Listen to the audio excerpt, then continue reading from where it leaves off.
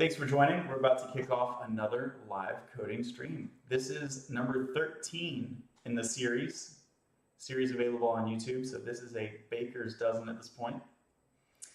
And we are working on Welephant, which you can find on GitHub. It's open source. You can find that by going to GitHub and searching the term Welephant. That's spelled like an elephant with a W at the beginning.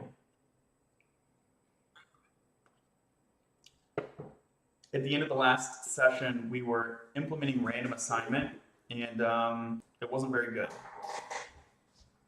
We ran into a couple problems. One problem was apparently the user was targeting their own user ID. And so like, I'm not gonna buy myself a gift at a party. And the larger problem was that user IDs were just wrong. They were set to null when they should be non-null. And the way we get a non-null user ID is by linking the participant profile to the related user. And so we haven't implemented that, so let's do that. So we're gonna kick off with that, and then hopefully circle back, fix the assignment, and get it really working.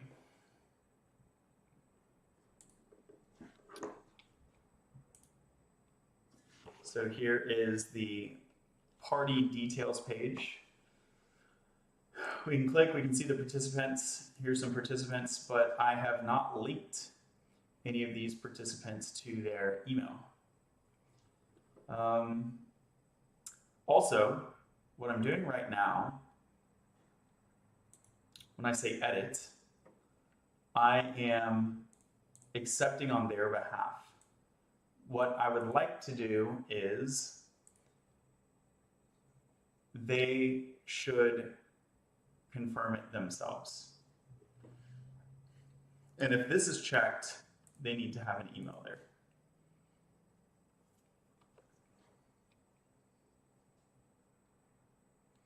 Okay, so if this is checked, they need to have an email there is probably the easier thing to implement. So let's go for that first.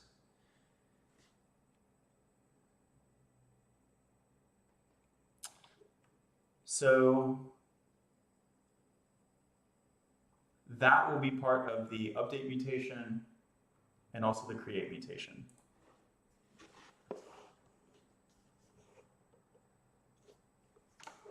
Okay. We don't want to create a party. That's not the mutation of interest. The mutation of interest is the participant. Create participant. I'll right click here, close the other tabs. This one, and then also update.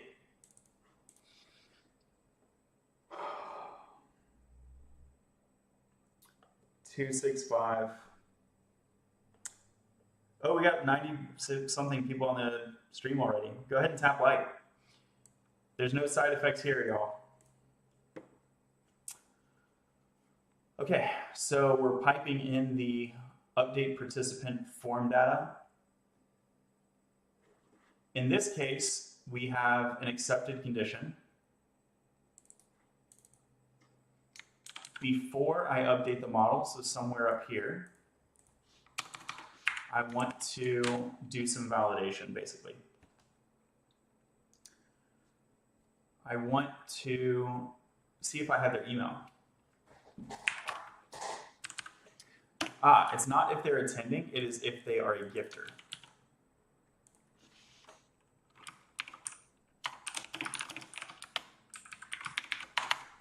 And really, this can be a pretty simple, pretty much a garden clause. So if they're a gifter and we don't have an email,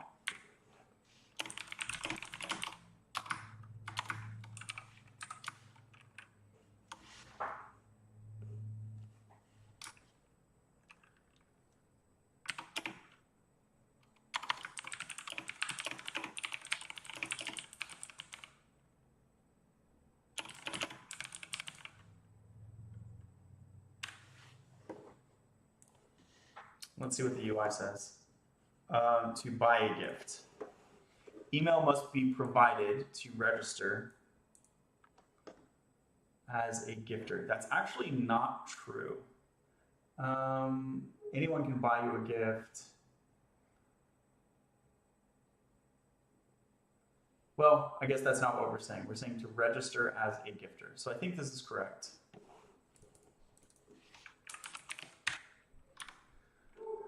So you can attend and not be a gifter, but to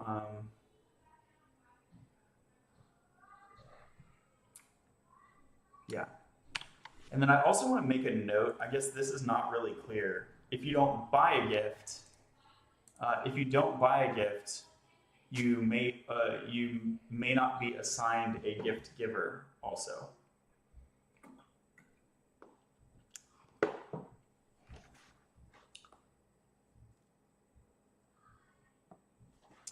I wonder if I can do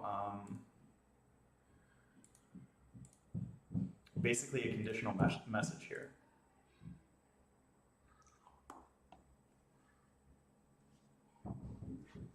Let's go check out that form. So this is the edit participant form. This is used on both the create and the edit screens. So new, so here's the create.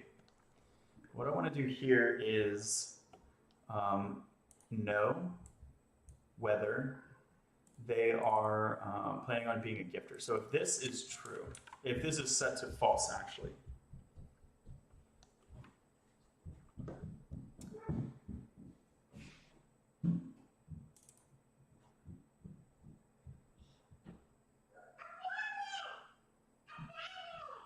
so I could use an on change here, and I could also use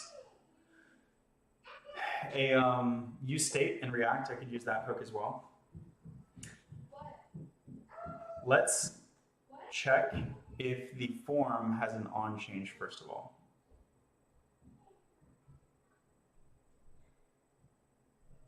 Well, if it does change, I'm going to want a re-render.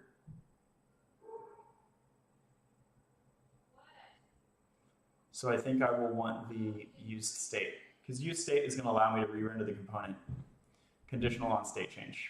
Okay. So we'll just make this as gifter.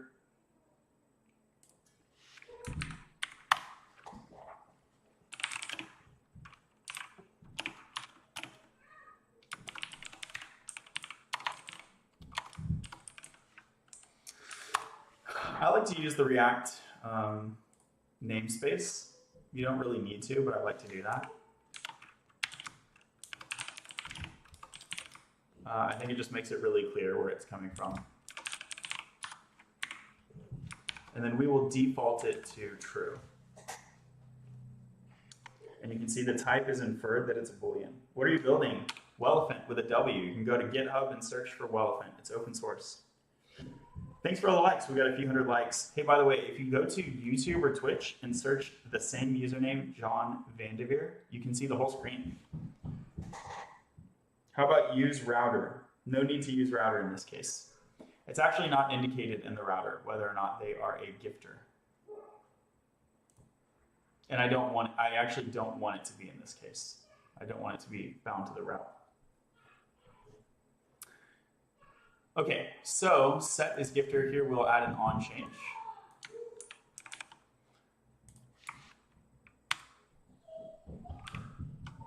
This one does not need to be async.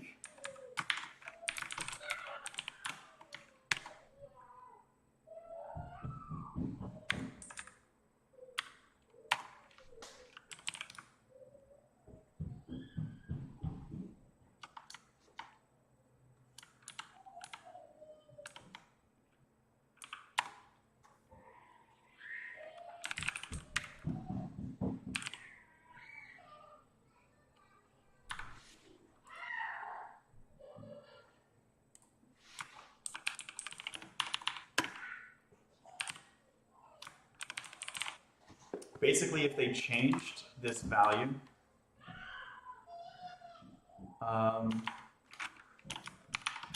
then I want to re-render.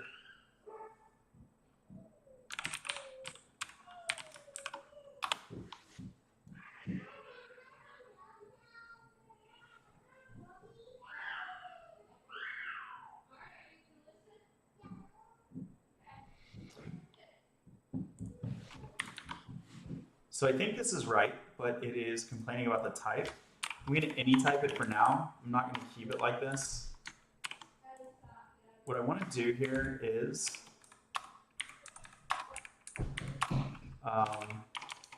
basically log and make sure that I'm right about this type.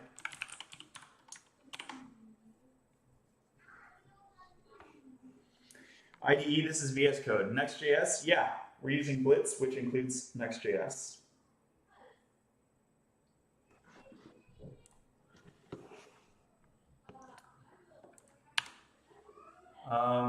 Okay, so buy gift is checked by default, that's great. And when I uncheck it, check, uncheck, I should see some logs basically. And I saw this. So, let's try it again. I'm not seeing any logs over there. So this on change, it is defined, but where is it printing? I don't see it printing in my DevTools.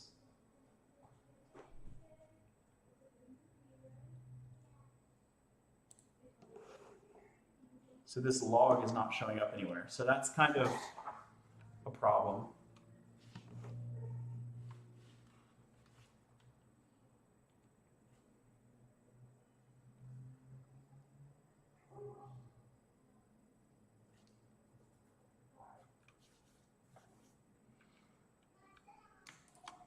So this is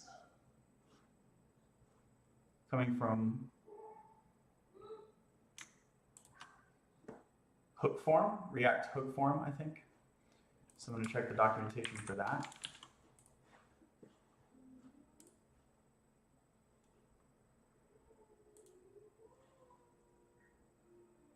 So this extends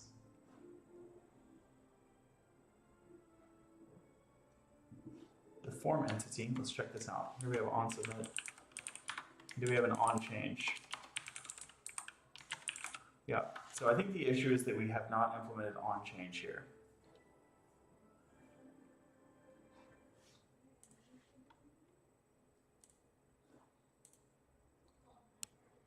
So let's add on change here. We'll do this, and if this does not work, then we'll go check out the docs.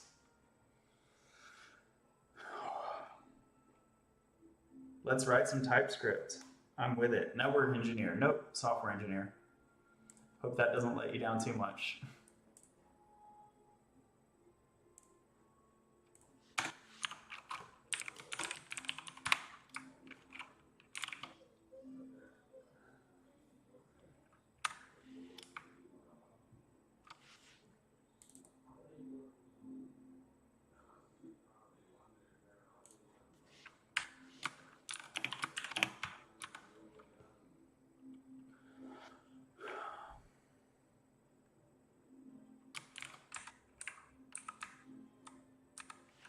I guess I'll declare it async here, although it doesn't need to be.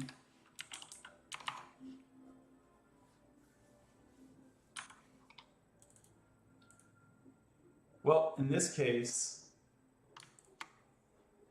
this is not an async method. So I want to keep it consistent with this one. So we'll not have it be async then.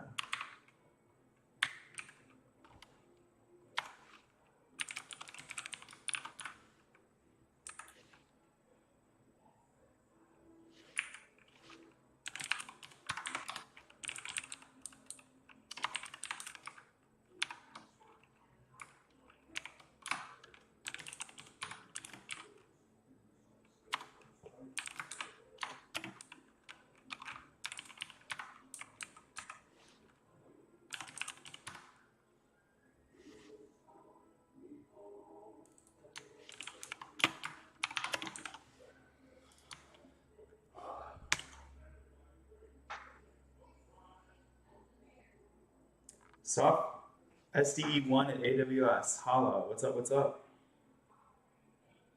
What is an async method? It's a method that lets you work with promises.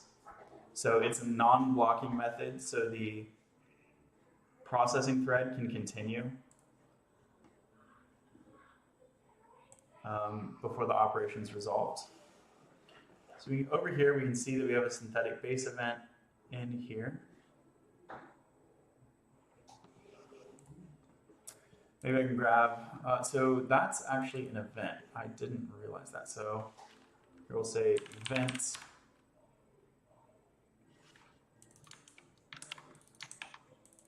I'm going to try a debugger.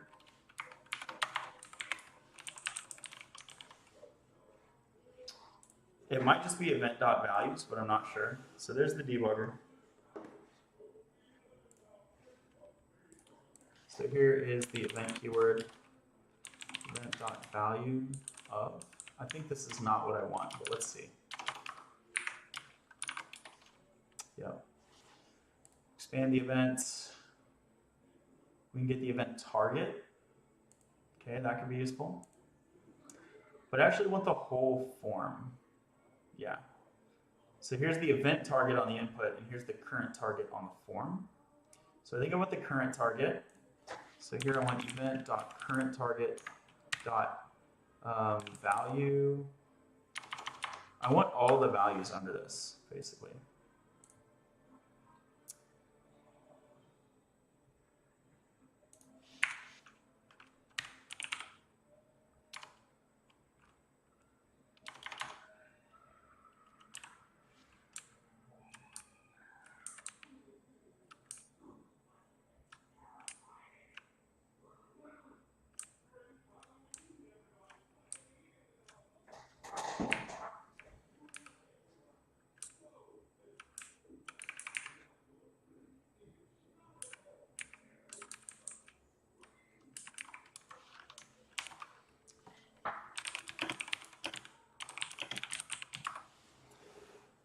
So this is where I would want to use React hook form itself.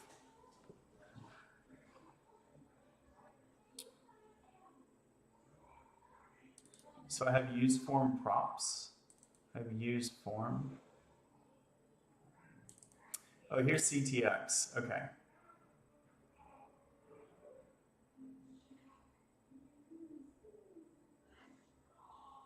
Okay. So instead of interrogating the synthetic event, let me try to use the hook form context.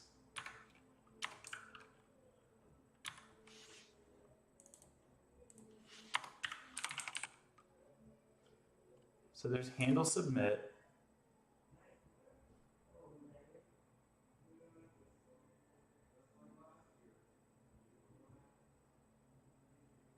I'm expecting that I have something like a handle change though. So here's handle submit, and then I don't see another one. Okay, so it might not be use form. So at this point, let me go over to the documentation. There's some things I could do that are kind of hacky. I'd rather not be hacky though.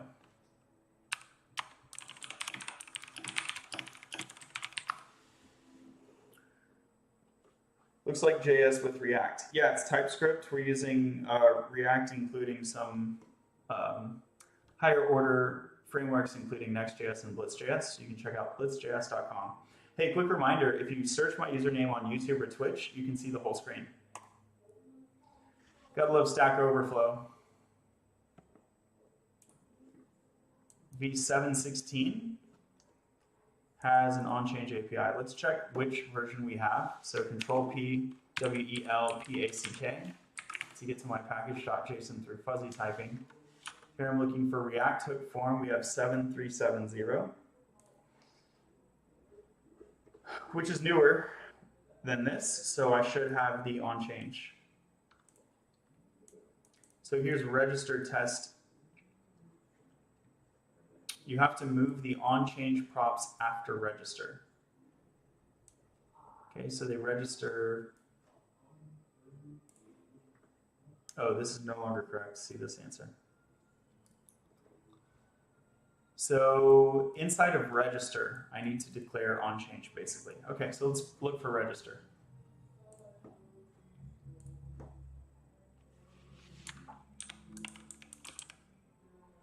So I don't see register anywhere here, actually.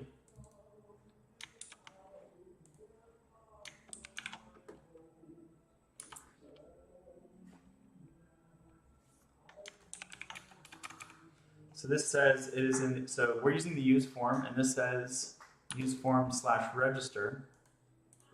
So let's check this out.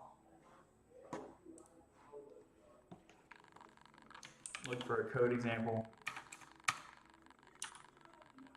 So here's use form, default values, and then use form returns register handle submit. Okay? So use form returns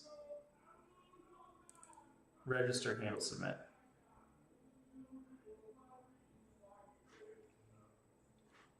So here we're using handle submit. Okay, so this contains both use form and handle submit, I believe.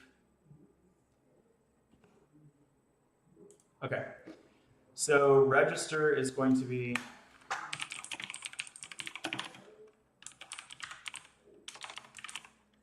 ctx.register. So this, how do I use it basically?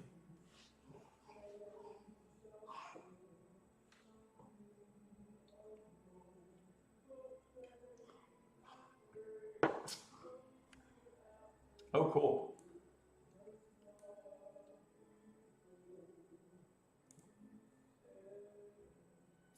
There's kind of some first class validation like this.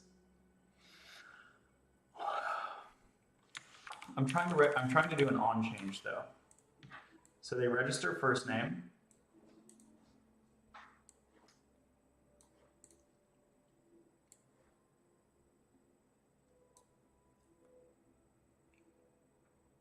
This is interesting. So there's an on change event for first name.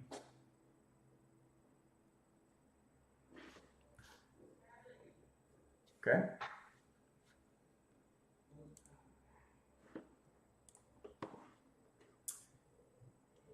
This is the generic form. What about the participant form specifically?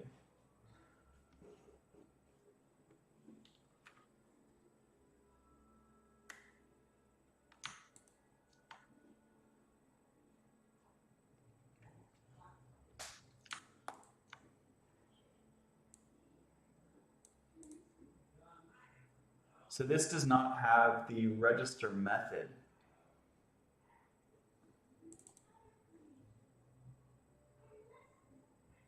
Although possibly it should.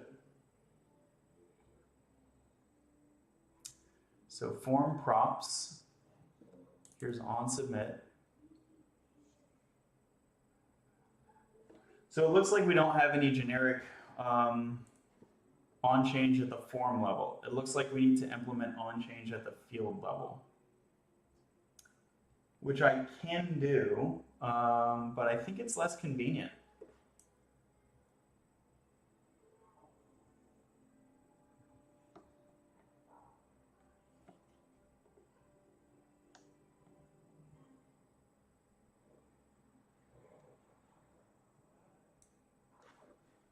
Let's go for use watch. Maybe this will help. I'll do the field level field level on change if I need to, but I would rather not.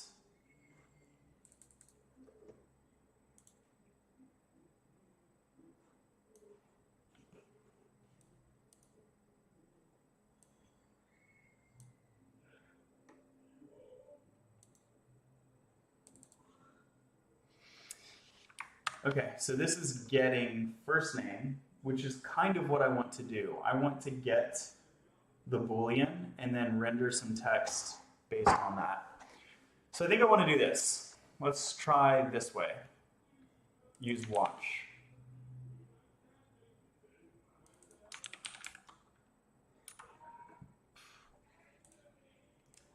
You can see they're pulling control out of use form. That's interesting.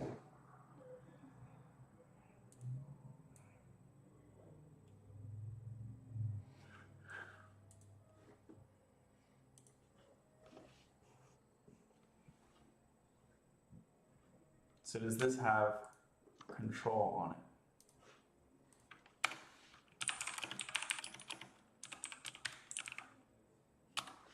it? It does. Okay.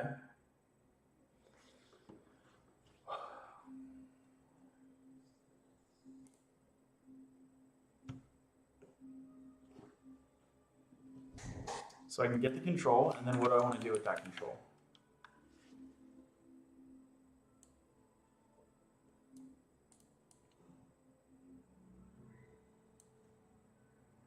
Basically, I want to render part of my participant form using the control.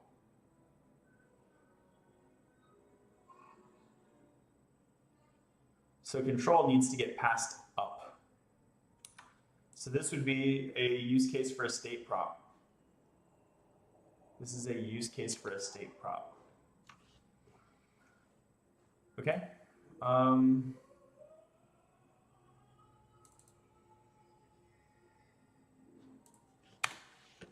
So we'll do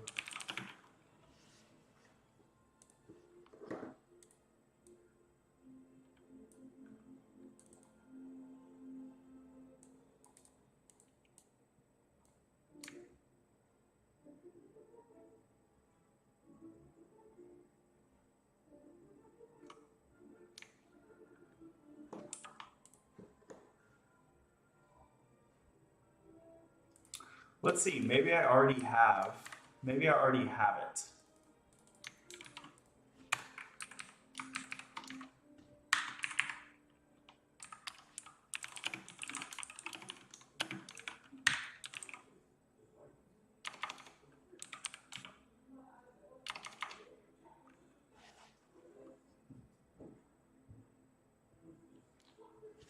So this is saying it has form props.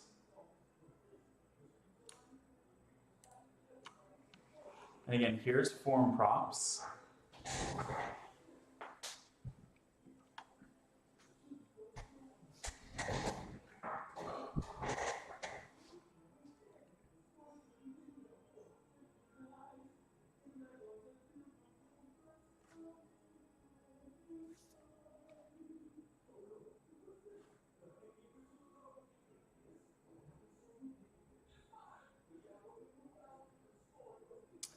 So here are the form props.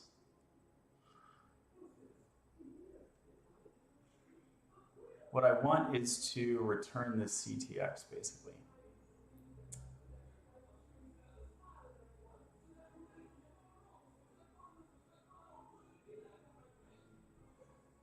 So I could pass down a,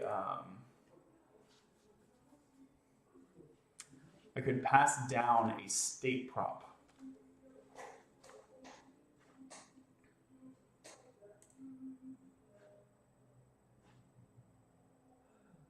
Okay.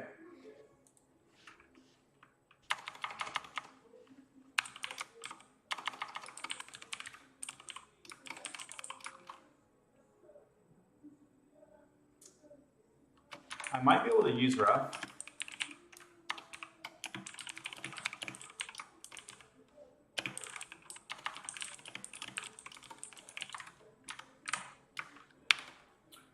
So we're going to pass down this control. It's going to start as null. Then we'll have control, and then we'll have set control. And we'll pass down set control.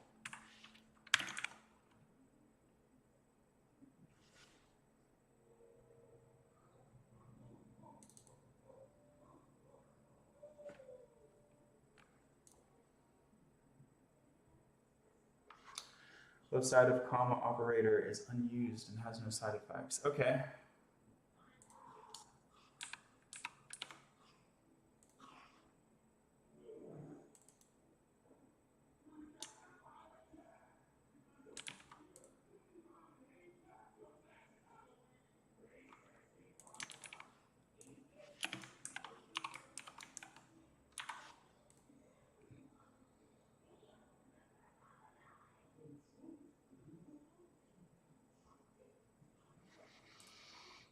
So here, instead of declaring onChange, I'll declare setControl.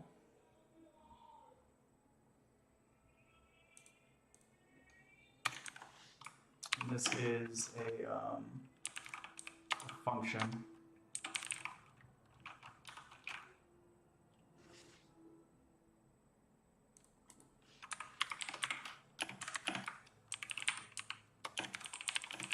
We could give that a better type, but I'll let it be that for now. Let's see.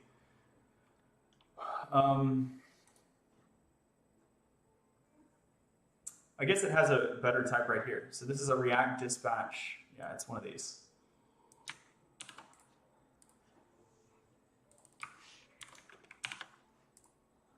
And it's optional. Okay.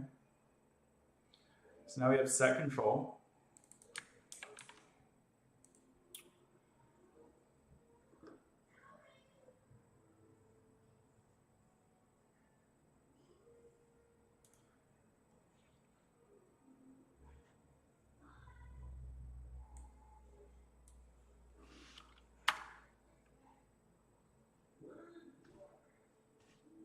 This is so cool, thank you. So the question is, how can I do this in a way that does not introduce a circular dependency? So the form, this participant form wraps the third-party form, and I'm going to pass down set control.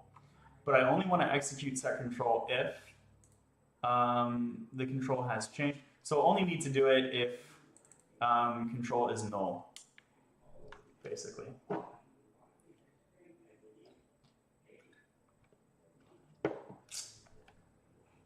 I can do this a couple ways. One is that the child, that is to say form, could internally manage state, which says I already set it.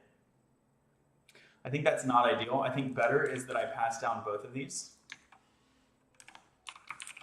And if it's null, then I update it.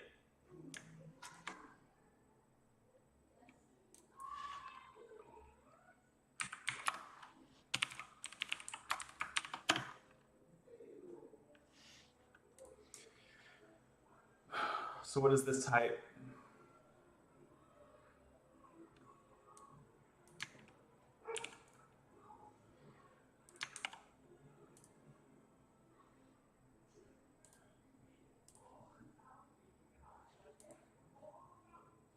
Okay, so now we have this type control.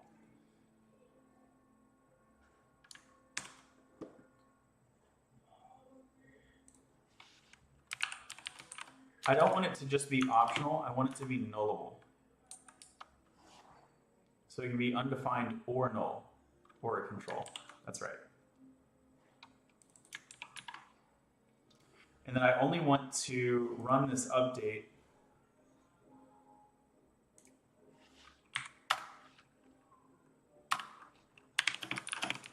if it's null.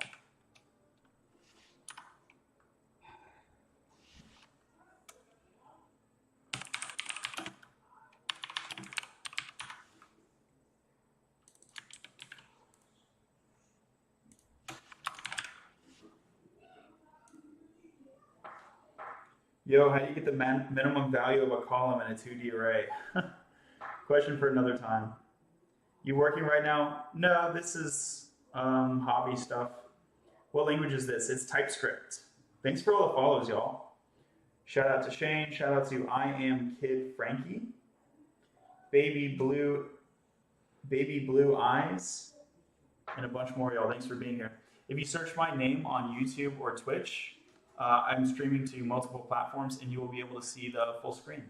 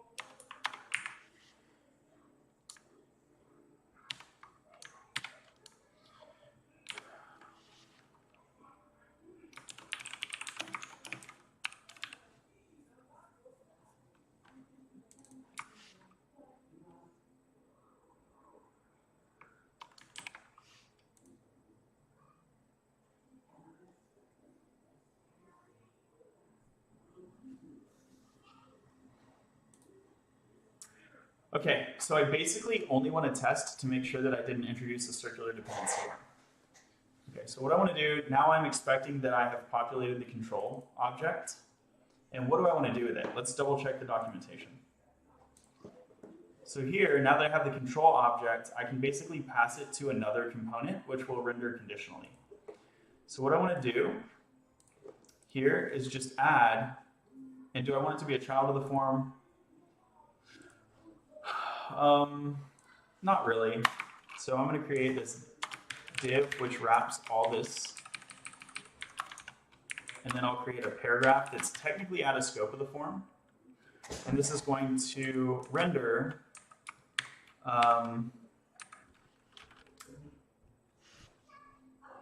if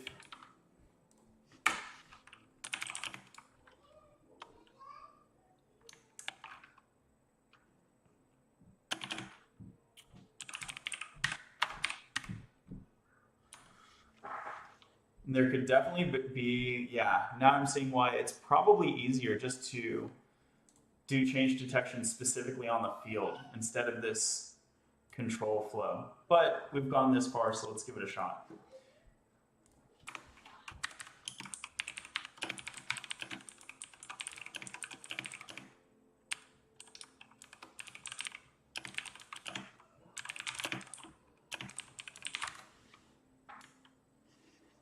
You're such a hacker. Thank you. Can you help? IDK, man, JSTS gives me cancer. Yeah, if you're just asking like how I could help with JSTS, definitely like book a call in my bio. You can use form context to get control too. Just create component inside of form and use fragment. Okay, is that available? Is the form context available? That might be easier, right?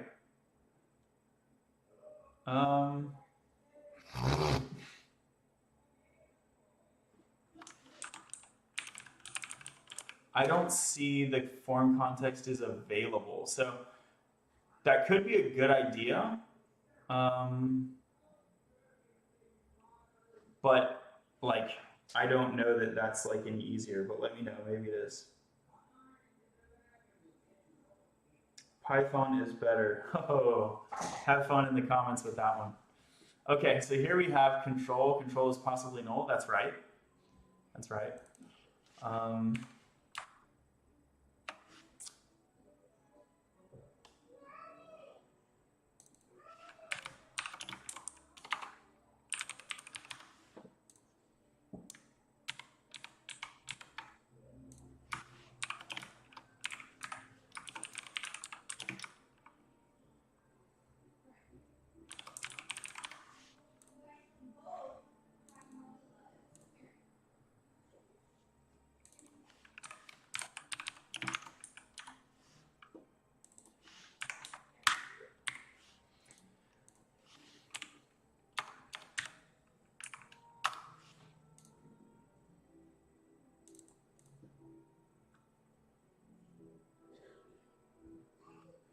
Okay, so where are field values?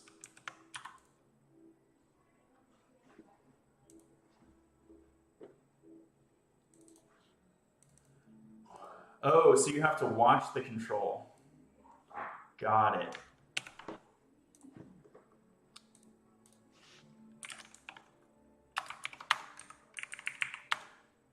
Yeah, and this is bad news bears, right? Because this control is nullable. So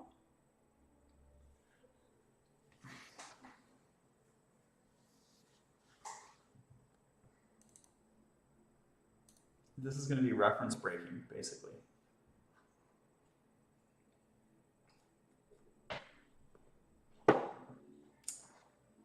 So if I pass null in, so like this control could be null or a control, right? So if I pass in null, the watcher is going to bind to that null. But then when it's like not null anymore, I think it could like, basically it's not going to be able to trigger a change detection because the watcher is going to be looking at the null object. Are you in a large empty room? It's a small empty room. React kind of. We're using React and some other things basically. Okay, so we can come back to this, but I'm starting to think this might be like too complicated basically for what I want to do. So I'm going to just try and do a use ref. And then this is going to be ref is gifter.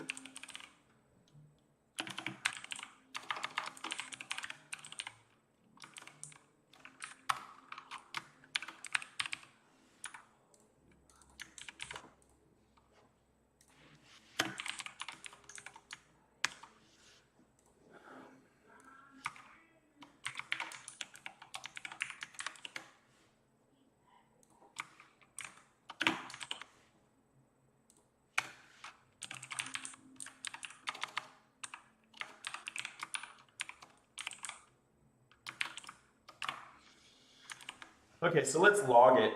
I want to see if I can detect the changes off this. I might need to pass it down into labeled Boolean field instead of applying it to labeled Boolean field. Love the mechanical keyboards. Thank you so much. What is the P element inside of the curly brackets? This is a paragraph. It's a paragraph of text. Bro, just because you have switches doesn't mean you need to slam it.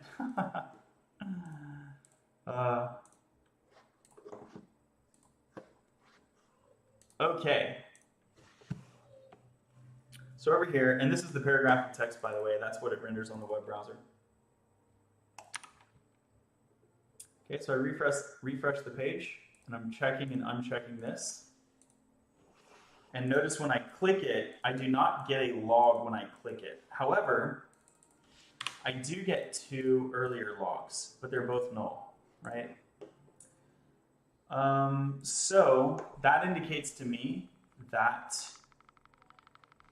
this is not an active ref. It never gets populated. So let's see.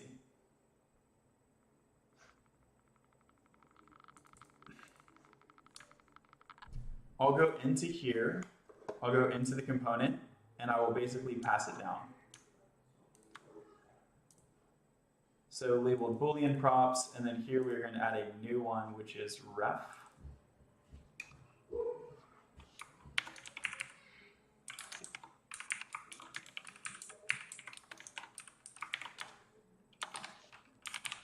And that's going to be an optional react.ref.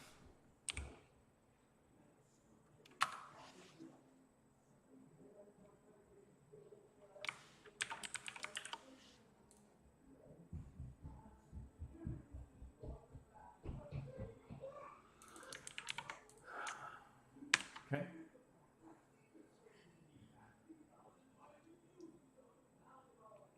So we have this ref now, and we're going to go down to the input itself and apply the ref.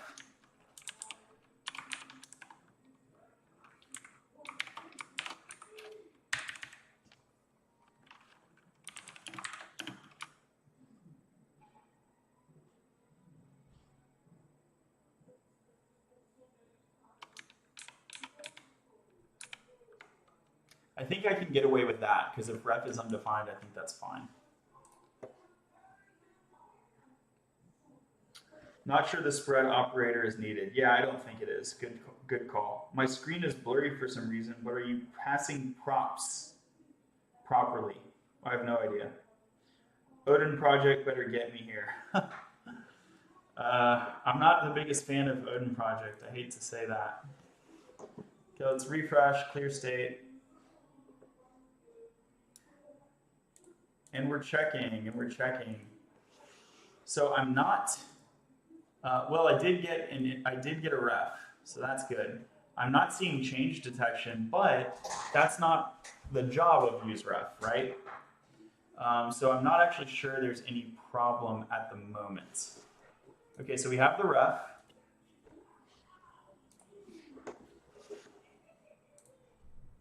So now let's go back here, and what I want to do is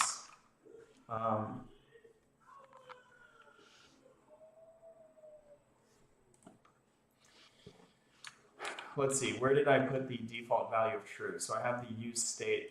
I was passing a hook down here, I think.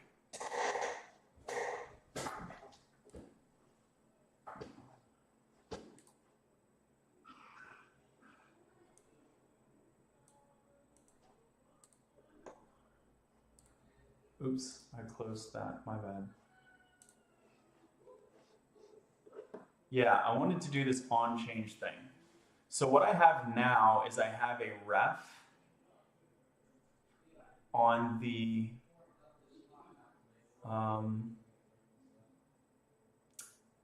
is gifter set is gifter.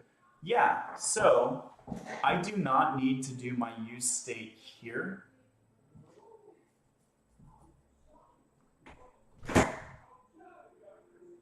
Do you want coffee before I dump it out? Sure. Okay. You can. Do you want to just pour it in here? Oh shit. Cream or just black? Do a little bit of that syrup. I don't need any. Yeah, there's syrup over there. I don't need any cream. Thank you. I write TSX files and use the TS in React. Cool. I'm a React engineer as well. I love JS. Hey, I'm gonna follow you. Benjamin, thanks for being here. Okay, cool. So basically I'm thinking that this is gifter thing. I don't even need to control it here. I can control that inside of the participant form. So I'm going to close all this. Boom. This can be true. That's fine. Is gifter true? Now I'm here, and we will have the state here.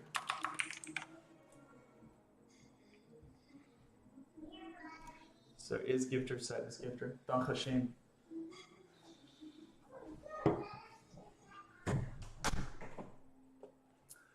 So now I have this, and then this is pretty standard over here, right? So if you are a gifter, I don't want to render anything, but if you're not a gifter, then this is the whole purpose, is that I give this warning that says, if you do not register as a gifter, then you also will not be a registered gift recipient. Okay. That's one thing I want to do. The other thing I want to do is I need to make sure they have an email.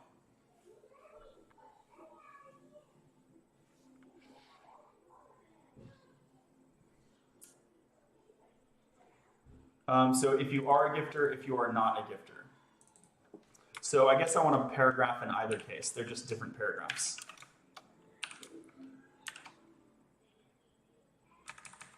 In this case, I want to say, note, if you register as a gifter, you must also provide a valid email address.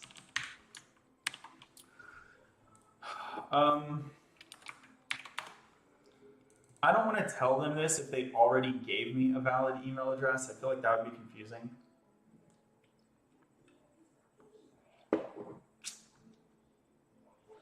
So we'll do two independent blocks.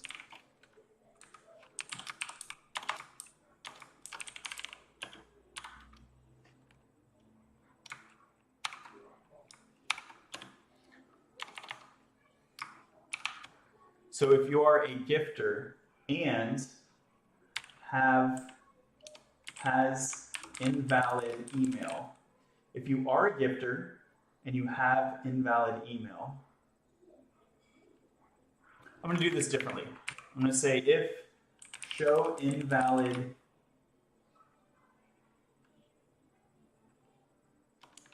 no, I need them both. If you are a gifter and you have an invalid email,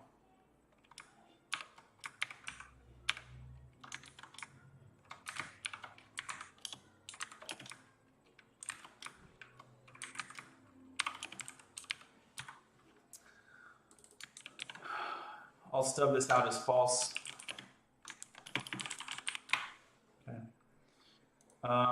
This is the case where I want to say this.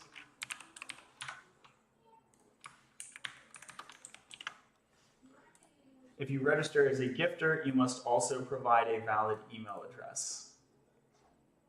And then I can just further clarify, like,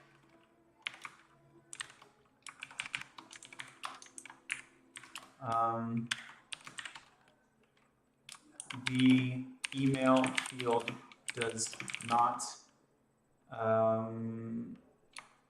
the email entered does not appear valid. Okay. Thanks for the follows. In view directly in the element. Oh, you can write expressions in brackets and re-render the element. Yep, that's right. For those in the chat, that's called a ternary operator. Thanks for letting people know. Over 100 people, hey, thanks for being here. Smash the like button. I think I'm going for like 15K likes as a goal for this stream, so that would be cool. We're around 2 right now. And by the way, if you search my username on Twitch or YouTube, I'm currently streaming there as well, and you can see the full screen, much better view. What is this? Welephant, W-Elephant. You can search for it on GitHub. It's an open source web application that helps plan parties like gift exchanges, White Elephant Gift Exchange, Secret Santa, and so on. Okay, so if you're not a gifter, then I want to note, if you do not register as a gifter, then you will also not be a registered gift recipient. And then if you are a gifter, but if your email is invalid, note if you register as a gifter, you must also provide a valid email address. The email entered does not appear valid. And I'll do a warn style, or like, yeah.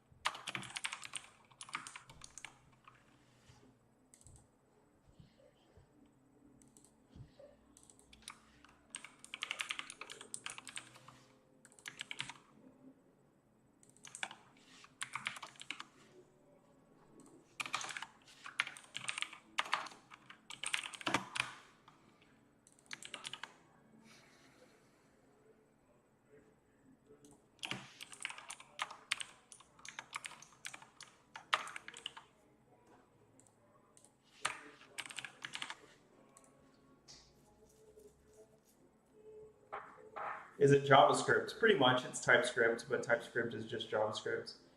You can also write the short-circuiting operator. No, that's a trap. I avoid that. So in the case of a short-circuiting operator, when you have a falsy 0, it will render a 0 literal. And also, in some cases, if you have a falsy empty string, it might render the empty string. And depending on how your HTML and CSS are structured, you might get a visual aberration. So I always prefer a nullish ternary to the short-circuiting render check when I'm using React.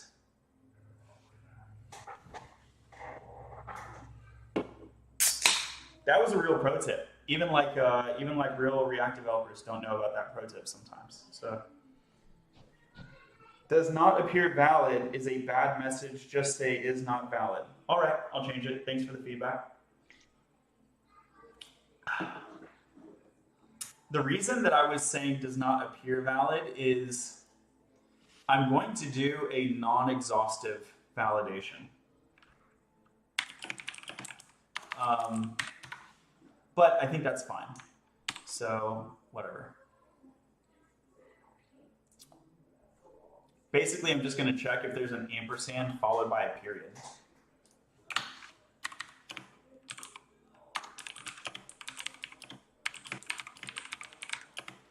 I want to see 1, 2, 3, 4, 5.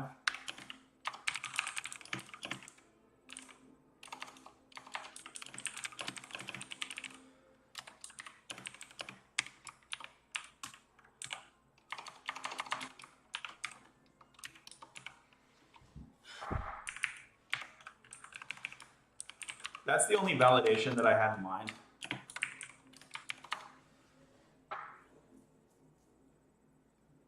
Okay, so we have isGifter, we have set isGifter, we have the gifter ref here.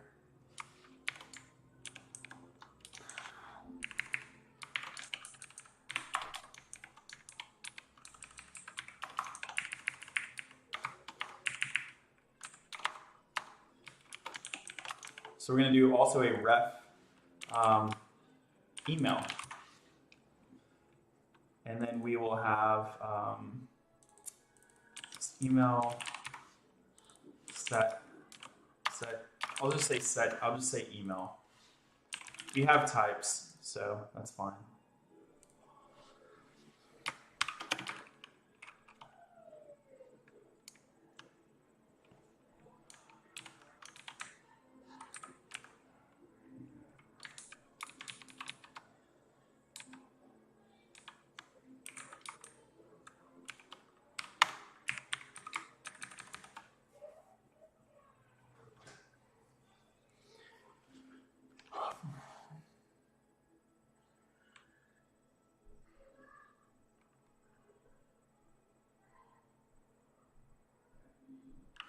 I think that's fine. We can default it to true.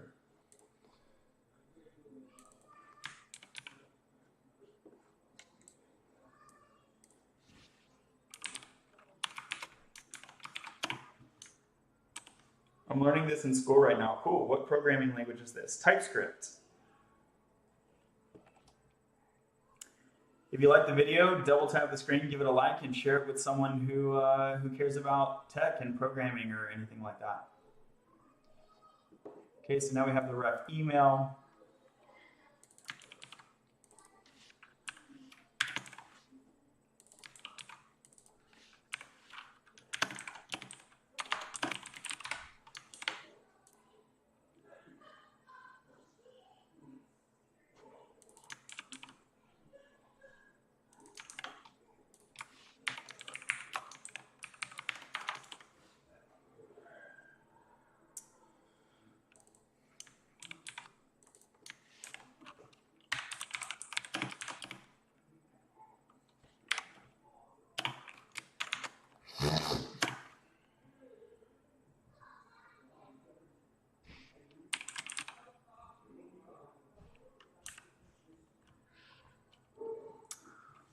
I guess I should do a regex.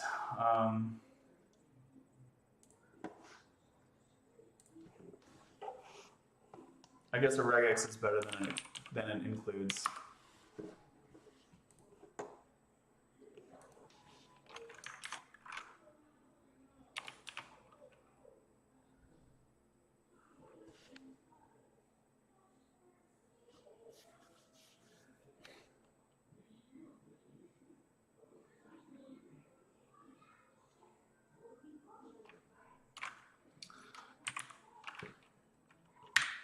I think this would be the pattern.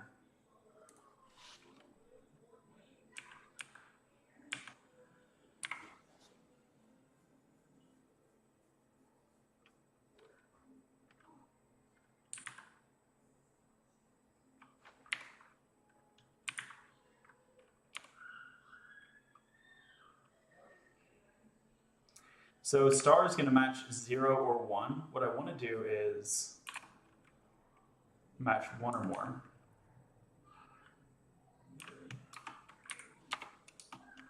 Okay.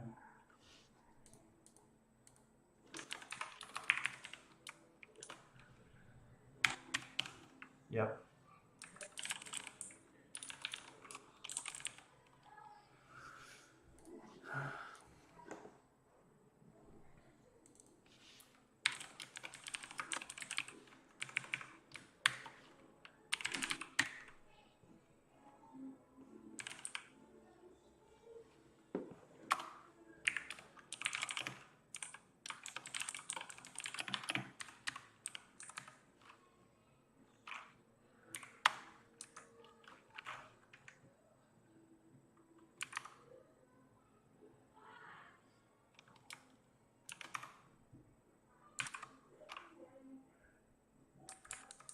So anything, and then an ampersand, and then, oh, yeah. Anything, and then an ampersand, and then anything, and then a dot, and then anything. That's a literal dot. Anything, and then an ampersand, and then anything, and then a dot, and then anything. I think that's right. What is so special about React? Bro, the keyboard is obnoxious. A to Z, 0 to 9, star. Yeah, that's a good thought. The star is going to allow you to do 0 characters, though, which I don't want. A to Z, and also that's missing capital letters. It's a good thought. So that's alphanumeric, which is probably a stronger check. Do people have exclamation points in their email, though? Like, I don't know. Hey, thanks for the rose, Tavi Sanchez. Move the regex out of your component, please. Yeah, that's a good call.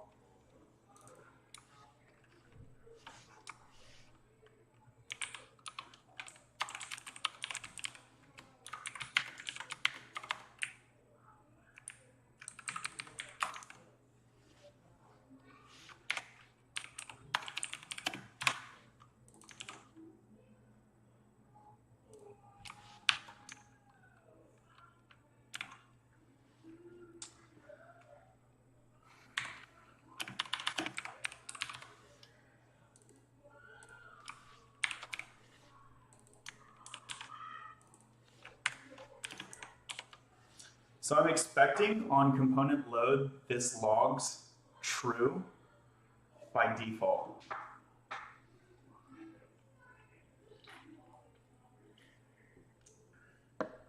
Does Zod not have email validation? That's like a really good question. It might, right?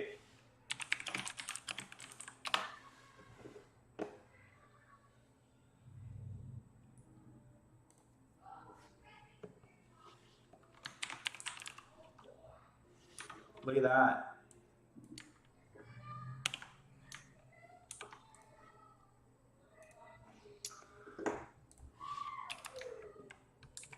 That's great.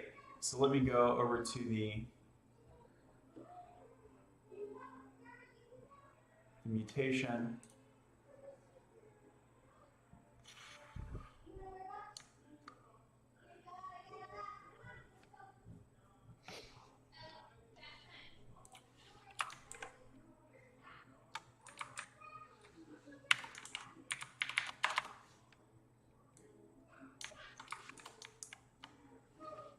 Cool. I'm just here so I don't get fined. What does that mean? Why would you get fined? Is this C++? No, it's not. This is TypeScript.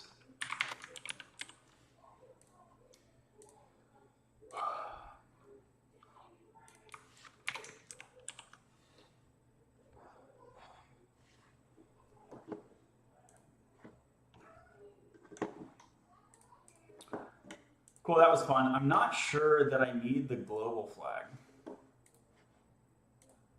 Right? Like I don't.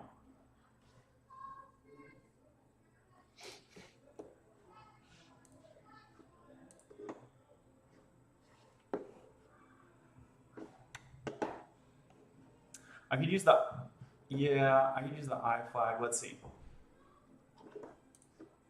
This part should be A to Z. Right? Like I don't think there's anything as like .123 is like a valid email.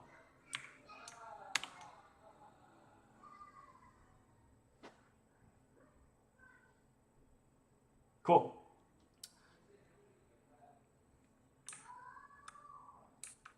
And maybe this one too.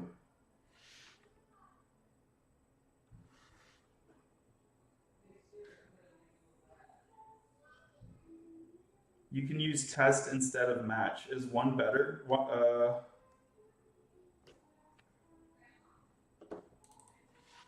I know you can, but like, is that better for some reason? So test goes on the regular expression. returns a Boolean that indicates whether or not a pattern exists in the string. Okay, I guess then I get to skip the null comparison, right? So that's cool. That's cool.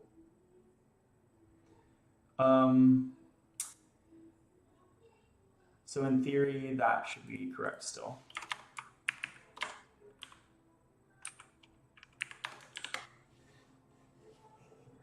Domains can have numbers. All right, thanks for clarifying. So I'll leave it like that.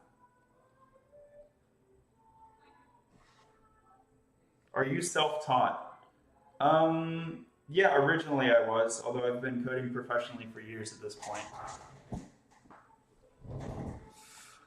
Cool. All right, so we never did set the update. So what do we want to do here?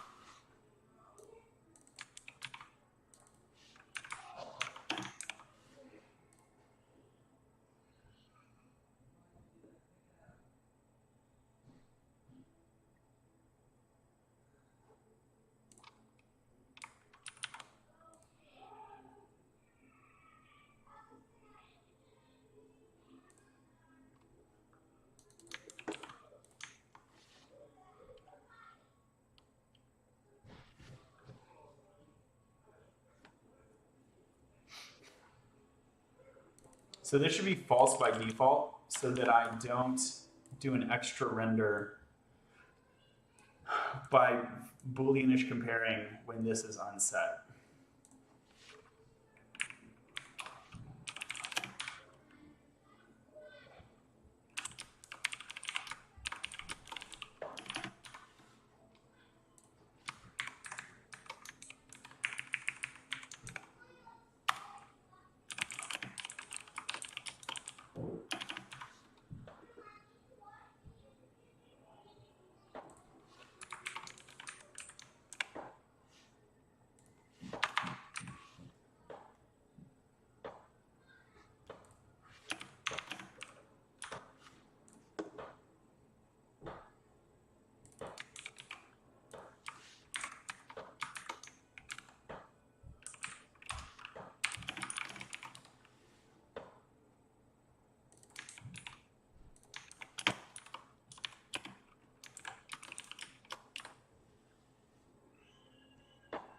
What are you building? Welephant, spelled elephant with a W. You can check it out on GitHub. That's what JavaScript. No, this is TypeScript, pero son similar. They're similar. Quit writing bad code. All right, yes, sir. Scroll up real quick, please. Okay. I'm not sure what I'm scrolling up for. Cool.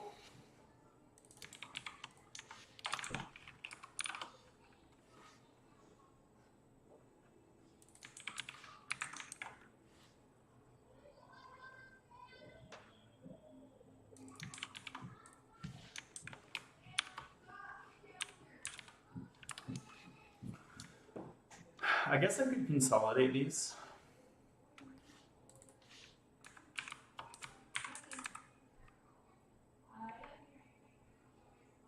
Let's see if I can do this.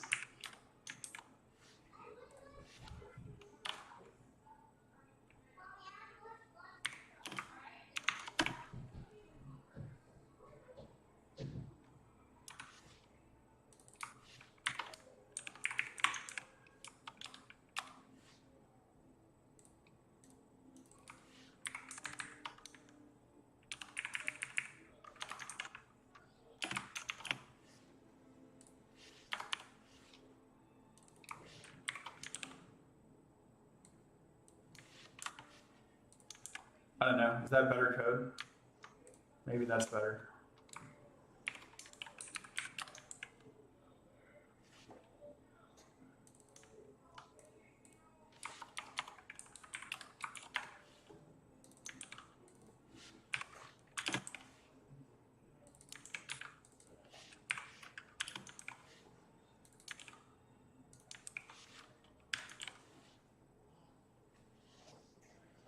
And the purpose of this is to help for party planning for White Elephant Gift Exchange, Secret Santa, and so on.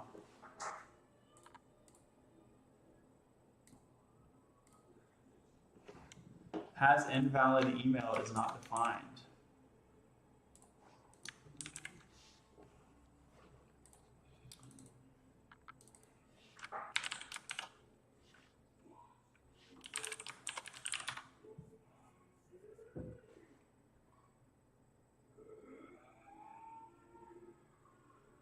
Oh.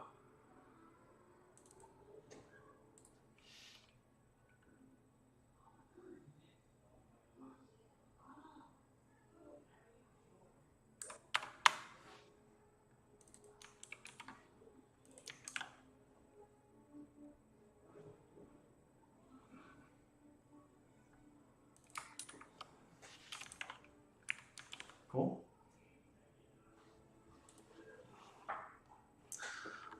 All right, so note, if you register as a gifter, the entered email is not valid. Let's try and test that one quickly. foo@nabro.forreal. Okay, so it's not updating on change.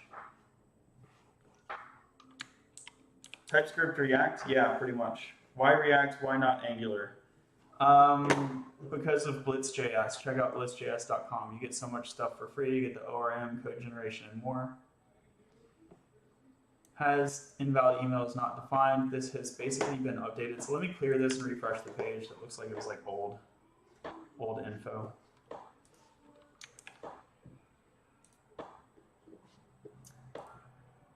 Okay, so email is empty string there. Email is on.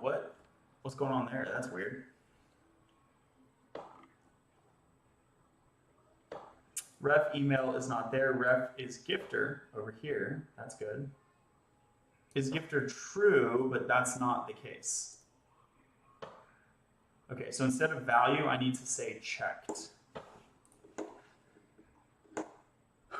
Okay, so right here, this should say checked.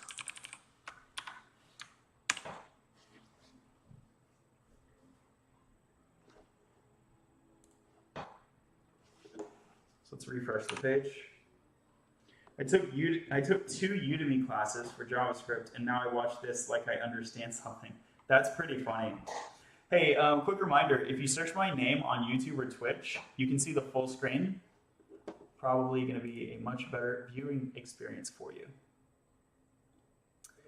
Is gifter per ref, false, false. Okay, so these are aligned. That's good.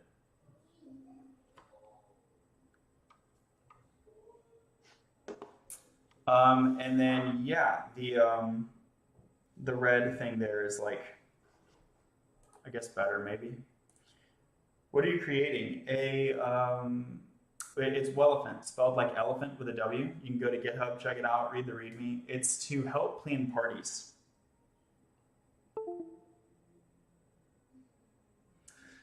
Okay, so I still need the change detection, basically.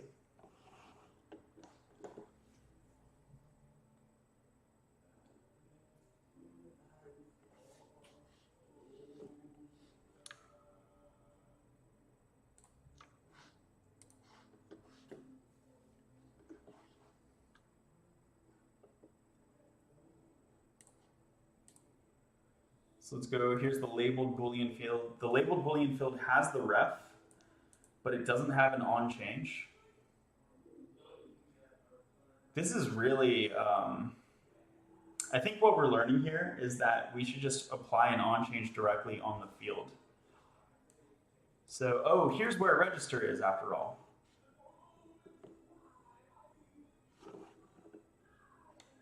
Okay, so the form context is coming out of the the input. I could watch the control this way, but like, I feel like it's much more direct just to put an on change here.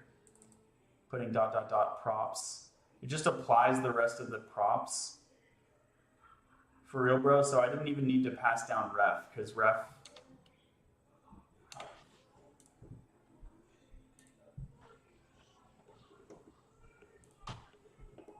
When did I add ref? All right, let me check this git diff. So ref was like there already.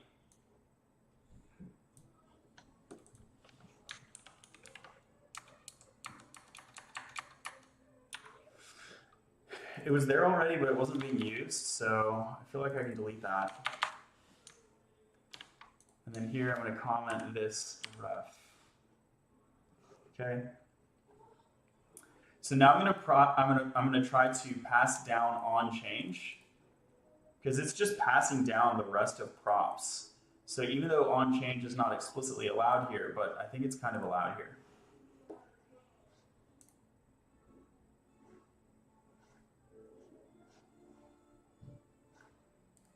I'm going to close the others other than the participant form just to like kind of help me focus. So here's the Boolean field, here's the ref. Let's do an on change, LMNO on change.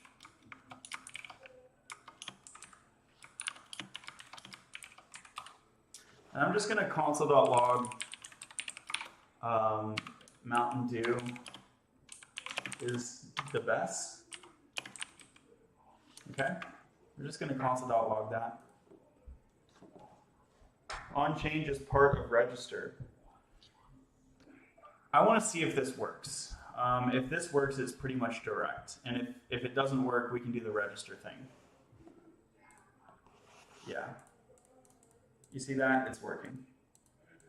Have a website due tomorrow and I want to cry. Only the homepage is somewhat done. Hey, the good news is some websites only have a homepage. Wish I could help you more. Hit me up on a Sunday evening. Should have hit me up earlier. I'd have been happy to help you, but now I'm busy. Okay, so this works. So the other things we were doing are like way too complicated, and like this is just like I feel really dumb because this is really easy. Okay, so we have set is gifter. Okay, so we'll just comment that. And here we'll just do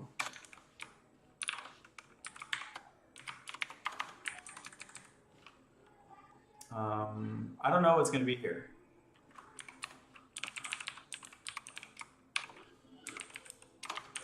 Console.log, no idea. We'll just go ahead and throw. I think it's the event. Yeah, that's a change event. So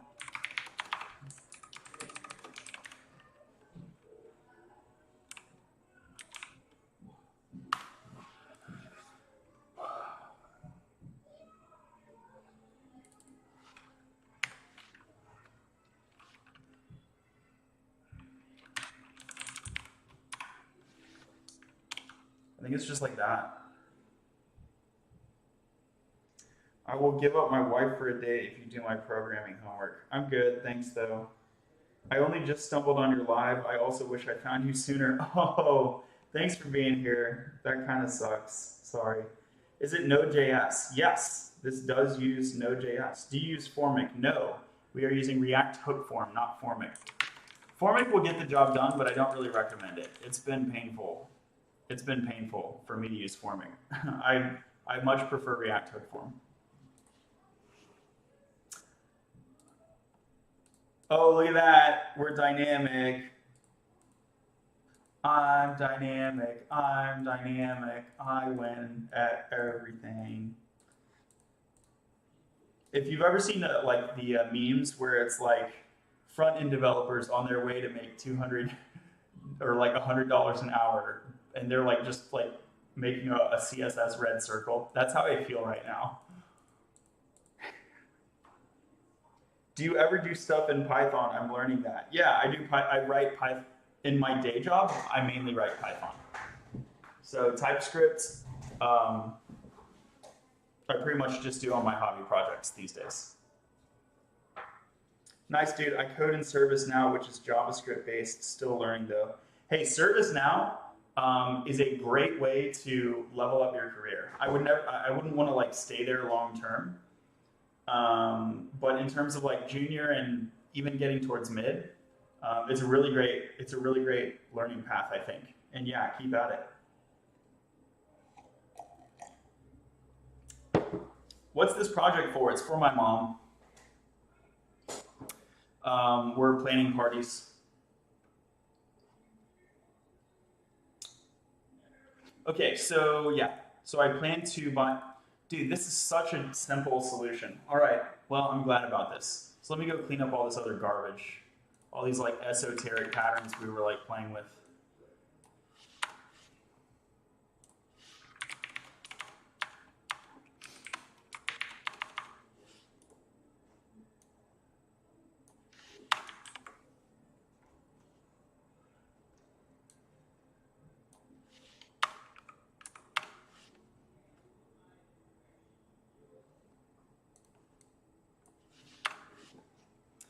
Then we'll do the same for email. We'll do a set email. So here is the gifter, and then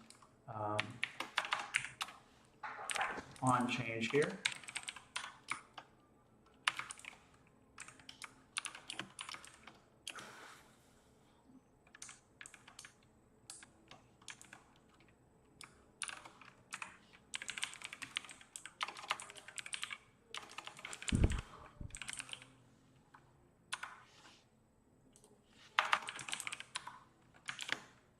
Cool. So we have the email, we have the this, get rid of this.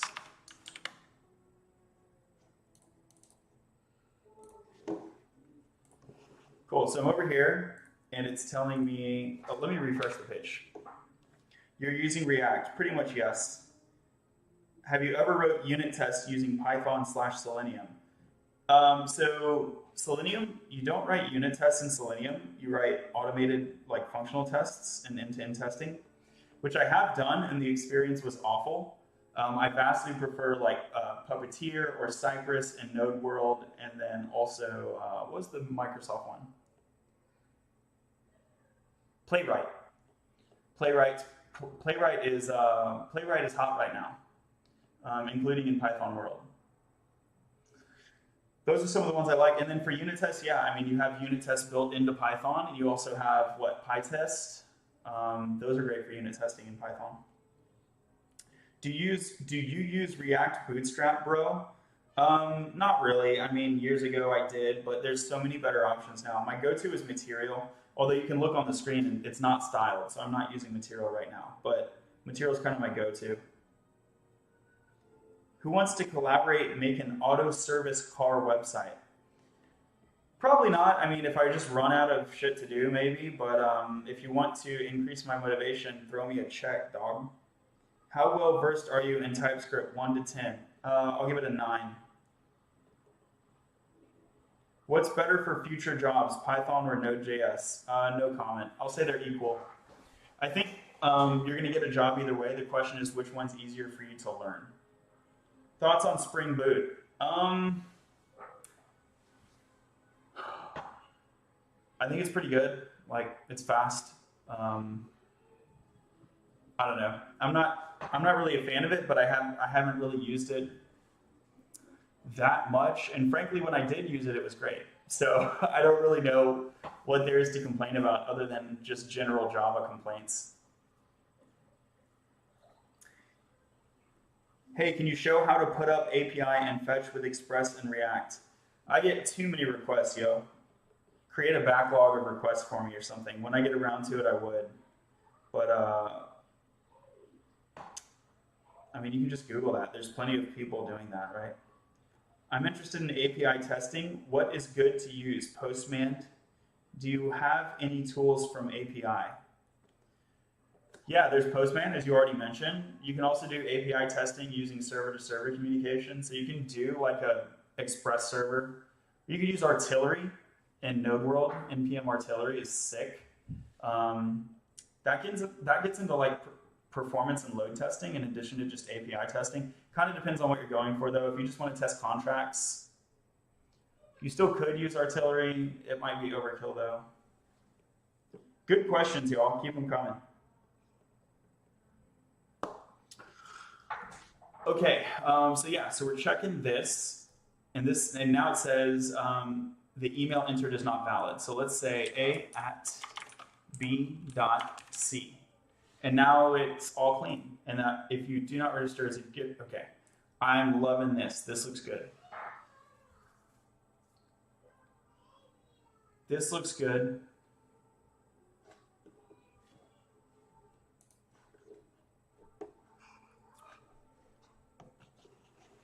So here I'm going to, let's see what we can roll back. So I don't need this change stuff. I'm going to discard those changes. Is there any reason why you're choosing React for this project? I'm choosing blitz.js. Check out blitzjs.com. And in addition, React is just the go-to rendering library in UI world right now. It has the largest market share.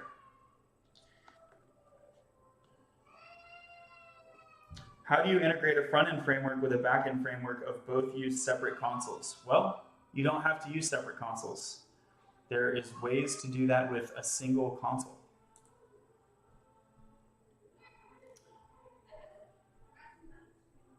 Okay, so we can discard this changes also. This has the assignment and everything, so we'll hang on to that. We need to keep working on that. This is doing a lot of nothing, really.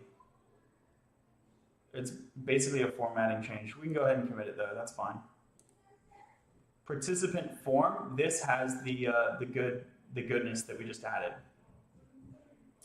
So we're going to commit with conventional commit. We're going to commit a feature, which is enhanced participant form validation. Create participant. Validates on email, update participant, validates on email.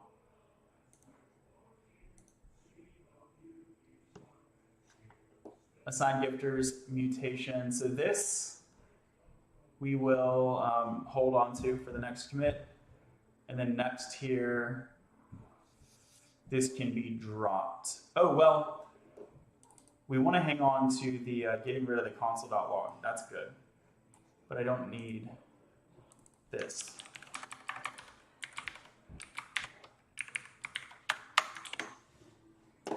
Okay, cool.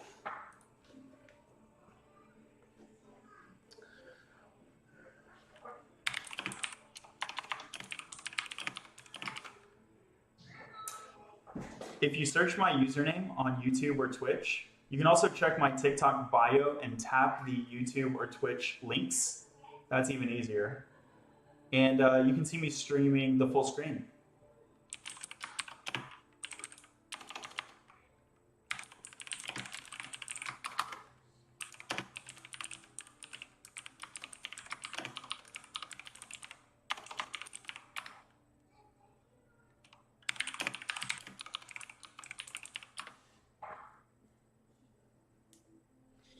If you have to choose auto tools, do you prefer Cypress or Selenium? Cypress, 1,000 times Cypress, Cypress, Cypress. What's your YouTube name? So it's the same as here, it's John Vanderveer, but also, again, if you go to my TikTok bio, you can just tap the YouTube icon on my social homepage. Your keyboard is intense. Have to be. We have to have that intensity. Ah, the sweet sounds of programming, for real. Oh, nice TikTok recommendation for the first time. We love to see it. Thanks for being here. Follow the page, hang out. Welcome to Code Talk. Okay, so we have this validation is going on, right? Are you using Visual Studio? I'm using VS Code, which is not the same as Visual Studio.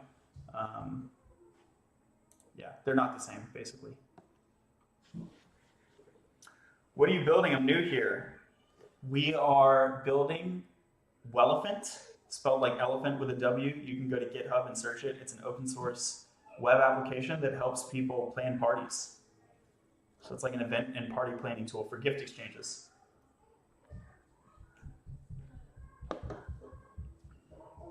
What keyboard is it? I think it's Riser. All right, so we have this event, right? John's coding party. Here's some notes for the party. Don't spend more than 5K on a gift at this party, please. May I know how old are you? I think I'm 32. Use CSS, it looks bad. It looks terrible, doesn't it? I should totally use CSS at some point. It's just not my top priority. Hang out, sub to the channel. We'll add some CSS later. Have gifters already been assigned? No. This is the part that I want to work on next. So we want to randomly assign each other so that I can get you a gift and you can get Sarah a gift, and nobody knows who's getting each other a gift. That's one of the things that's going to make our secret Santa gift exchange so much fun. Evan says, sup. Hey, Evan, how's it going? So this randomly assigned gifters button, this is what we want to do next. But I can't, right? So this is the issue we ran into. No one has their emails linked. No one has their emails linked. I'm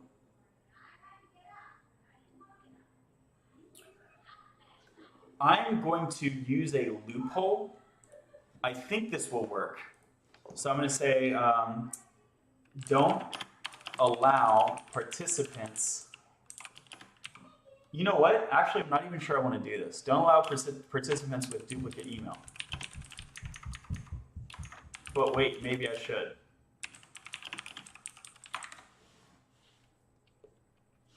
I'm literally going to create this GitHub issue right here, and I'll think about it later. For now, I'm going to use it as a loophole. Because how can I have many participants in my party with different validated emails if I only have like one email address? I have some strategies. One, I could ask a bunch of y'all to like give me your email. Two, I could go get like my mom and my sister and my wife and like put their emails on the stream, which I don't really want to do. Three, I actually have more than one email for myself. I could use multiple of my emails. That's an option. But four, I could just use my same email over and over. So I want to see if that works. And basically, if 4 doesn't work, I'll go with 3. But I'm going to try 4. Just rewrite it in Lisp, bro. No thanks. You could write unit tests like a real G. Nah. Database is Postgres. We'll do unit tests when I get paid to do unit tests. Okay.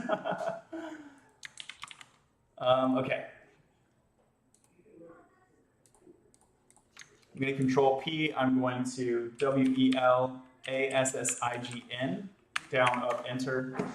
Fuzzy type, navigate to this file right here where we need to work on it.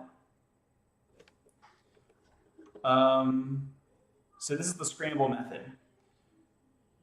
So I think scrambling works correctly. So here is let's see. So we scramble, and then here is, I'm gonna do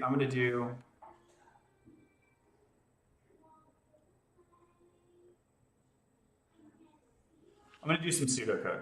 So we scramble, then we assign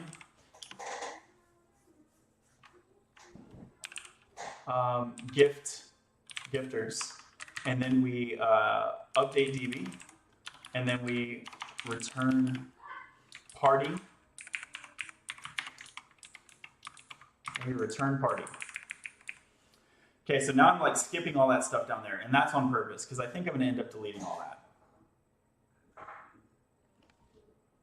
TypeScript, no. Wow, TS with generics. Generics are life.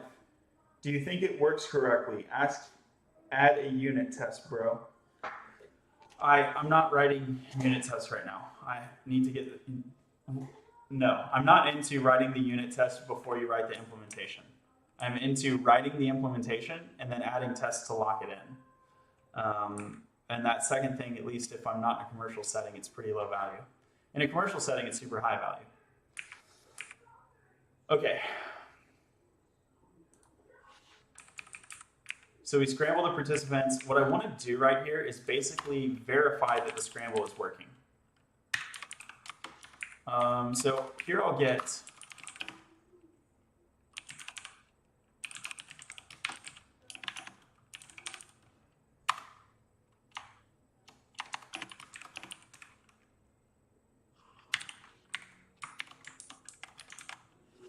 participant all the IDs, and then I'll get participants to assign IDs. Here I just want to validate that the scramble is working.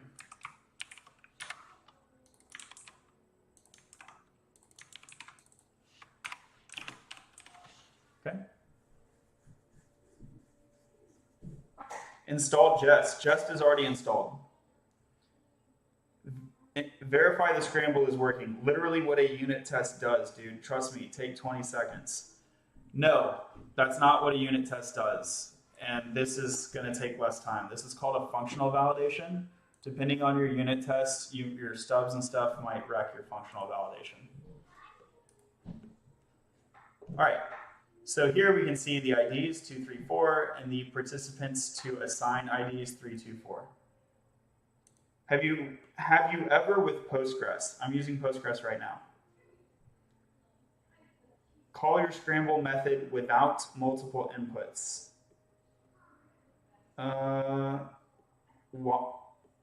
Why?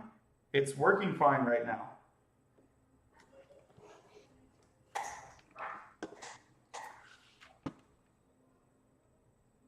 Oh, we got 5K. We got 5K likes. Good job. You can mock with Jest, bro. That's like a lot of O's. Which ORM do you use? Prisma. I can recommend the error lens extension in VS Code. Mind trying it out? Okay. Oh, is this the one that like changes like errors into like more readable messages?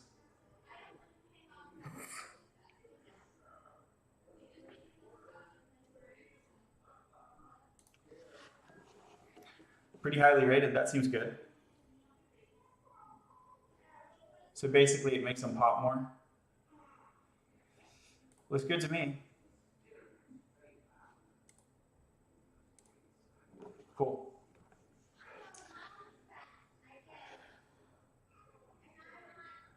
Thanks for the likes and the follows. Let's see, shout out, I'm Takim, Just09. Thanks for the follows, y'all. Okay, so we know that the scramble is working. Now, given that scramble is working, how do I assign gifters? So I need 4 arrays for this, which is a real pain. And this is, I was basically thinking about this earlier and I didn't want to do it because it's such a pain, but I think we need to. So there's participants to assign.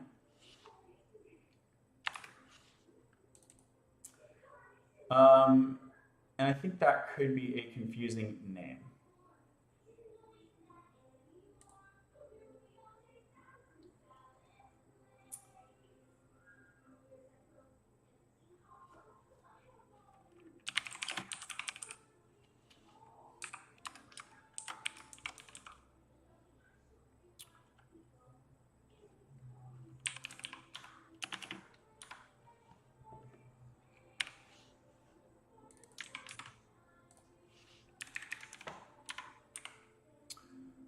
Okay,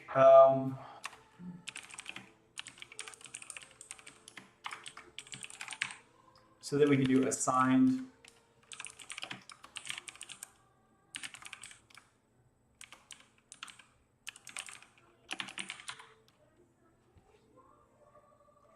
I think we might need all 4 of these. Now let me think through this. So what I'm trying to do is have the collection of people who need to buy a gift for someone else. That's these. This is the collection of people who need to buy a gift for someone else.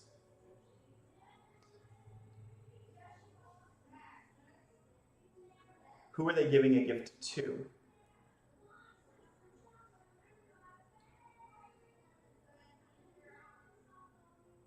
What if I loop through the same array? What if I just have one array? And this is what I was thinking of yesterday, basically the sliding window method, if you saw the last string.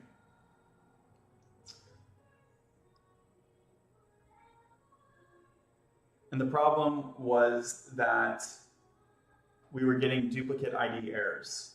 So me and the next guy are having a duplicate user ID. Should it go off user ID or participant ID? I was thinking it should go off user ID, right? I think I'm kind of mixed. User ID over here and then participant ID over here. User ID. Now I'm wondering, is it a feature rather than a bug? Is it a feature that my user, John, I can have multiple participant profiles under my email address? Basically, like, you know, my son, Sam, he doesn't have his own email. Do I want people to be able to like email me because I have a connection with his participant profile? Does that make sense? So we can pick one way or the other. We can always change it. For the moment,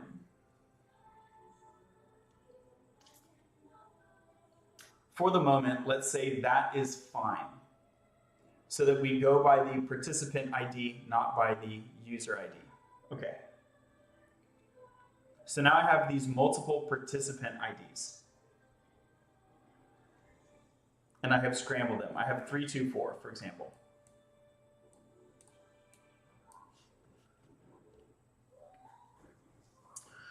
So now that I have 3, 2, 4, 3 can buy for 2, then I move the window.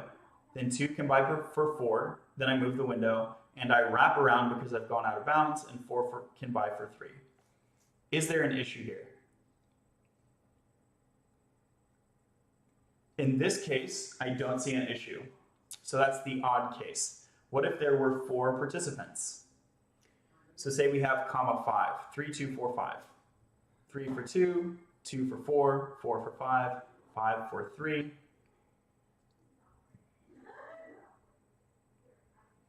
I still see no issue, basically. Cool.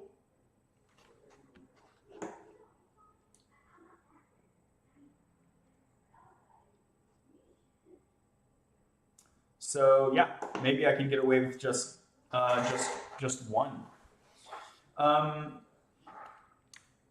So I know who's getting a gift for everyone else. Do I need to pop out of the array, or can I leave the array? I think I can leave it in place. Cool.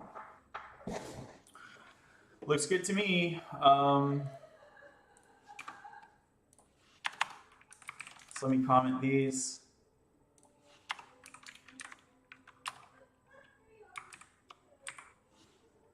Really, I can just delete it.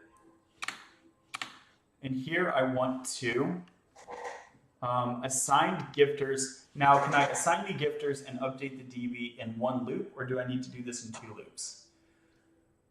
So at iteration time 0, I know that 3 is buying for 2, but do I know that 4 is buying for 3? I do know that if I do a look behind at the same time. Okay, so previously I was thinking of doing like a couple loops, but I could do one loop and look both directions as well. Those are kind of isomorphic. So from the position of 2, I can see 3 and 4. From the position of 4, I can see 2 and 3. So I can go ahead and call my update right there. Okay.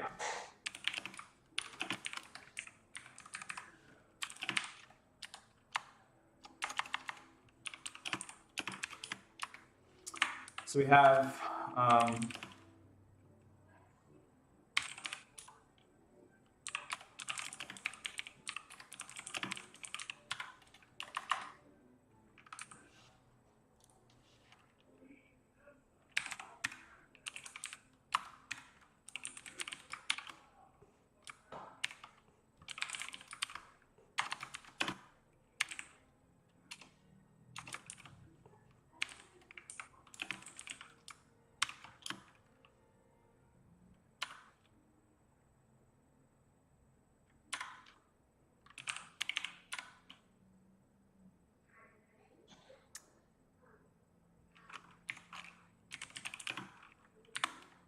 Okay, so I think it's going to be something like this. Which program is it? I only know Eclipse. So this is VS Code. Should I learn Rust? Maybe. I mean, book a call through my bio and we can talk about your particular situation. Philip, should it be random? Wait, are we just always buying for the next person or should it be random? It is randomized. So you see I have this scramble method. So the scramble method introduces randomization right here. RNG, you might say. So once it has been scrambled, we can just always buy for the next person, and it's still random. Does that make sense? Your TS looks like vanilla JS. That's totally fine. Right? Like, that's one of the reasons TypeScript is great, is because it's incrementally adoptable and minimally intrusive. So you can, a lot of the time, just write JavaScript and get types for free. Now you can see I have like strong type definitions right here. In cases where it's complex, non-implicit, right here. But in other cases, it's like, yeah, like 0 is a number, like, duh. How long it takes to learn coding? Depends on the person, could be between 3 months and a year. Some people it takes them more than a year, but for those people, I'm like, coding might not be for them. But I say try the 3 strikes rule. Try a few different languages. Try learning a few different learning styles. Try, with other people, social learning, group-based learning, project-based learning. All in addition to courses. In my experience, courses are one of the least effective ways to learn to code. You have to love it. Depends on your goals and time. I don't know. I don't know that you have to love it. You have to have an incentive, but your incentives might be like money, for example. I can tell you, like, you don't have to love it. You just need to like it enough to do it. Okay, so last equals 0. Maybe I should say let. Let's do a let, because I'm going to need to do wraparound.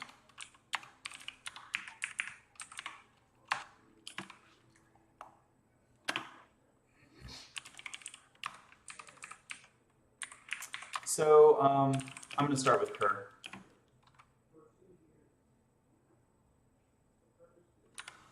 Actually, we can do another thing here. What is the minimum number of participants? Is it 2 or 3?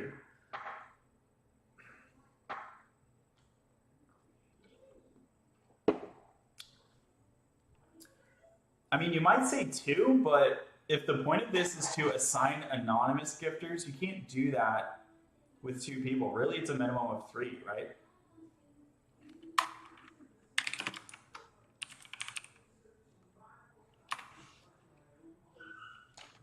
I don't even need to scramble to do that. I can just go over here.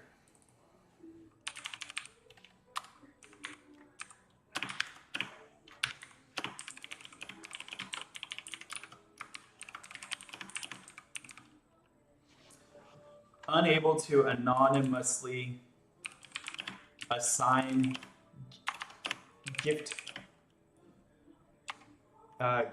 pairs with less than 3 participants.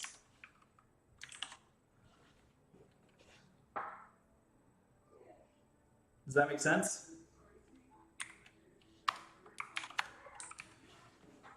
Okay, so in this case, I know that I have a minimum of 3. So I can start with I equal 1 if I want, but like I'm going to have to handle the 0 case at some point. So I might as well start there. That's fine.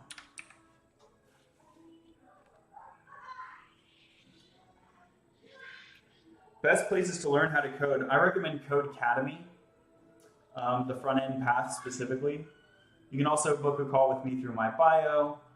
A high quality coding bootcamp, obviously a high quality university will get you a job.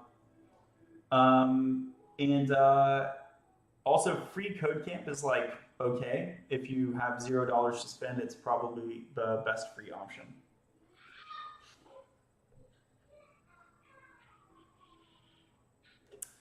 Okay, so I have to handle the zero case. So const cur is participants I cannot redeclare, yeah. This error lens thing is kind of loud. I'm not sure, I don't know. I guess it does save me like having to hover my mouse, so that's cool.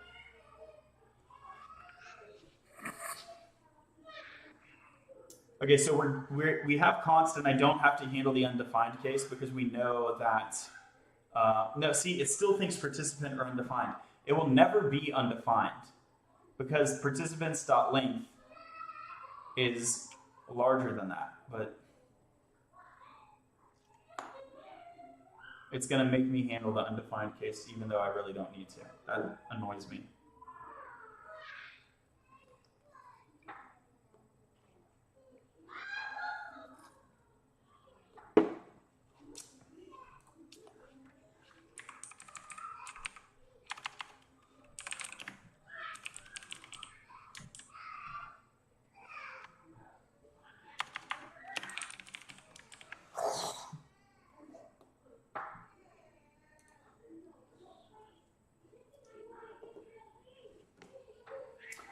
That's fine. I can just do this.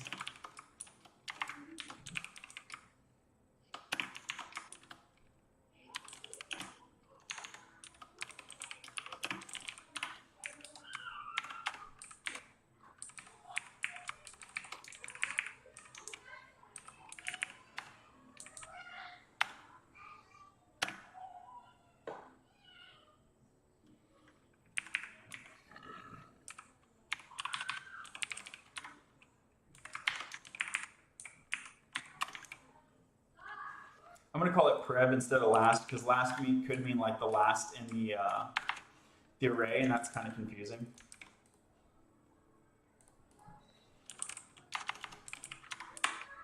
It's feeling a little leak codey, isn't it? I love it.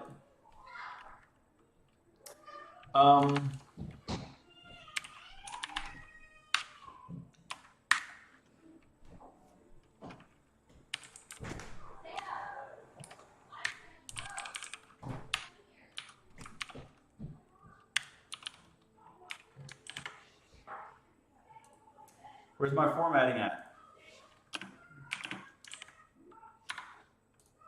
Expression expected. If, what?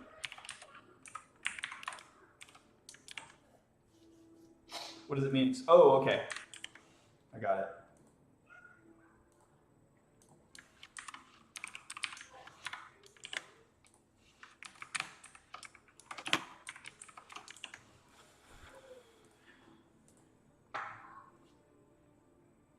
Hey, thanks for the roses. Night Storm, thank you for the roses. Readability over one-liners. I agree with you. This is like, I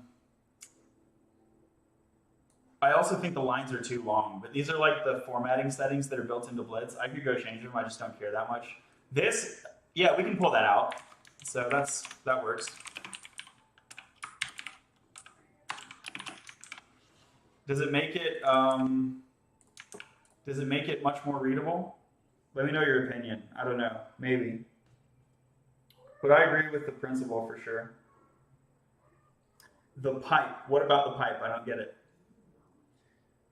Why don't you use modulo for prev? Because I don't understand it. Why, can you explain how that's guaranteed to be isomorphic? Because it's not clear to me. A lot more readable. Okay, so it's more readable like this? Okay, great. You should use Prettier for automatic formatting. Why do you think I'm not already using Prettier? I am already using Prettier.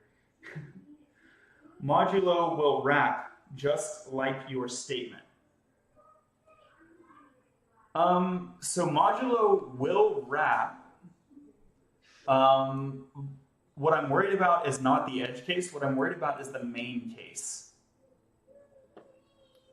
Okay, let me think about this. Are we doing the exact same thing that a modulo is for? So in my mind, I'm looking backwards 1. And the edge case is when I'm at 0. What about from a modulo perspective? From a modulo perspective, if I mod on length, let's say I have the 3 people, right? So I'm dealing with a case of 3. And so I mod 3, I mod 3. So 0 mod 3 is going to be 0. So that's a problem, right? Isn't that a problem?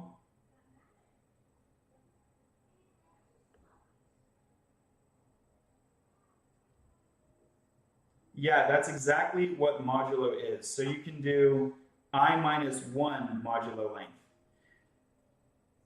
Okay, so you're not saying I modulo length, you're saying I minus 1 modulo length. Okay, so if I do I minus 1, I'll be at -1. And -1 mod 3, I guess it is 2. I think so. Let's double check that.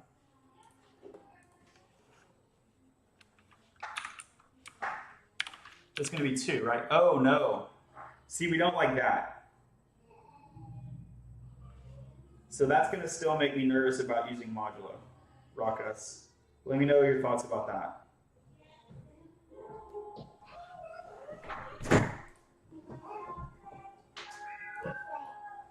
Going to bed? Yeah. Hug. Hug, hug, hug. Hug. You do night-night?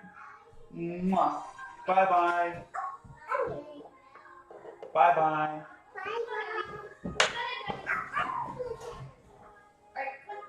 Oh, I got some kind of cool football thing going on. 7 footballs. That's awesome. Thanks for the football. Bye, baby. Bye. You can math.absolute value it. Okay, no. that's making it way more complicated than necessary. Doing a math.absolute value of a modulo or doing this is a lot clearer, I think. Thanks for all the footballs, y'all. Hey, what are you going to use to style the site? I'm kind of thinking material, but like I'm open. A lot of people are saying, hey, use Tailwind. Maybe I'll give that a try, I guess. I didn't like it last time I used it. Maybe it's changed though. And then I do like just the style template strings. Okay, so we have priv, and then we have cur, and then we have next, right? So here I'll do const next idx equals I plus 1. If that is greater than or equal to, really it will only ever be equal to. So if it's going out of bounds, I guess that would improve readability too, right? So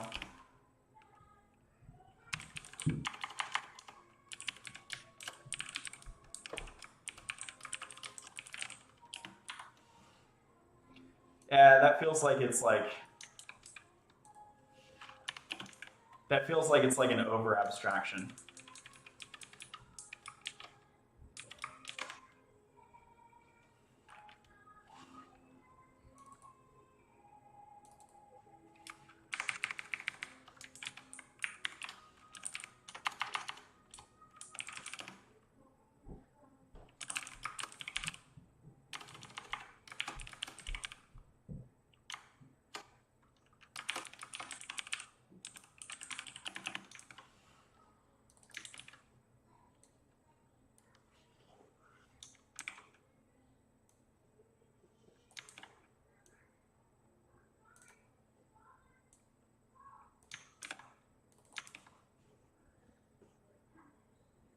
Whoa, we got Russian going on. What's up, what's up? What language is this? It's TypeScript. Why is Let It Go playing? Because my daughter is watching. That's amazing, you can hear that. My daughter is listening in the other room. What are we trying to solve here?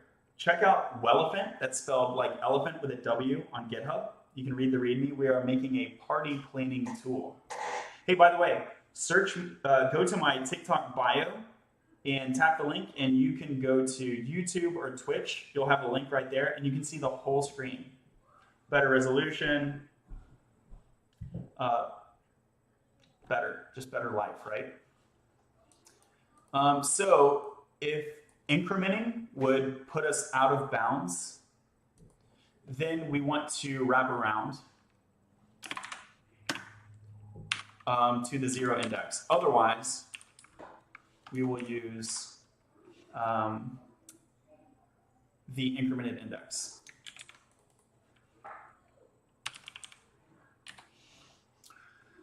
And I need to use the scrambled version. I wasn't using the scrambled version.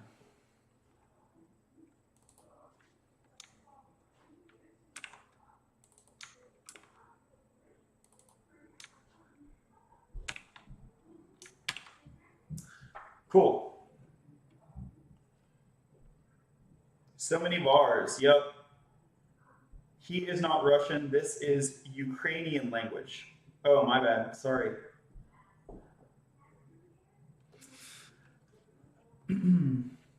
Sim says, I prefer YouTube over Twitch. Hey, welcome. However you get here.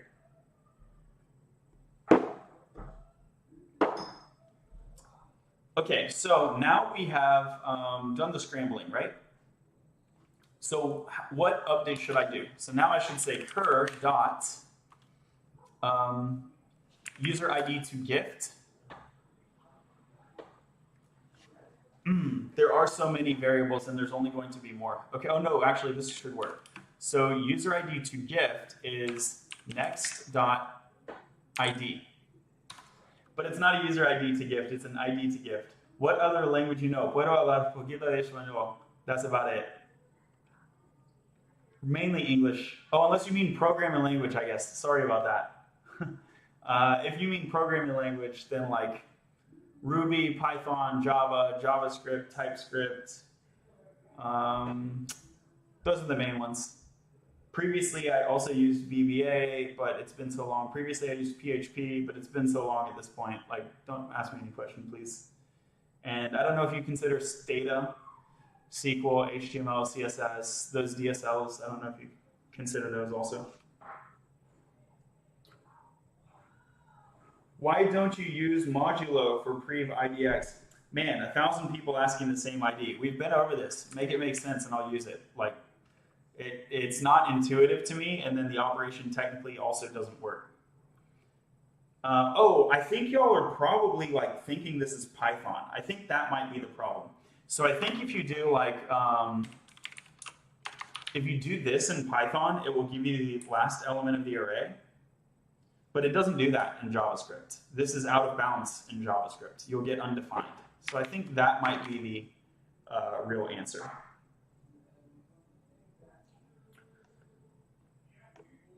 The syntax is clearly not Python. Yeah. Of course it works. Oh, wow. So everyone is so confident when they're wrong, aren't they?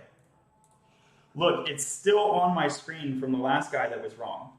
So -1 mod 3 is -1. So you can't pass that to your index.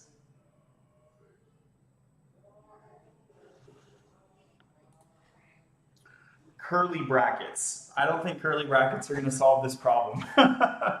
Okay, thanks for being here, though. How about Linux? Well, Linux is not a language, is it? I could be wrong about that, but I don't know system languages like C or C++ or whatever. You can do this, array.length -1. Yeah, that's what I did, right? Oh, I meant to do that, but I think I did not do that. So for previous index, if it's 0, yeah, I did. So it's count of participants -1 is equivalent to array.length -1. I just cached the array length because I kept using it. Okay, cool. So this is user ID to gift. But that's actually a lie. So let me go over to my schema, WEL schema, user ID to gift. And really, this is participant ID to gift.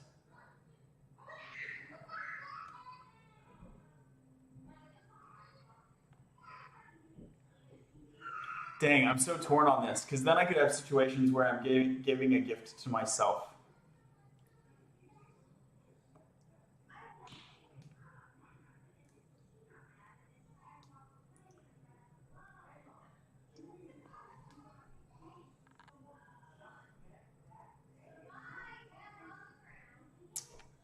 Okay, I'm going to use the user ID again. Sorry.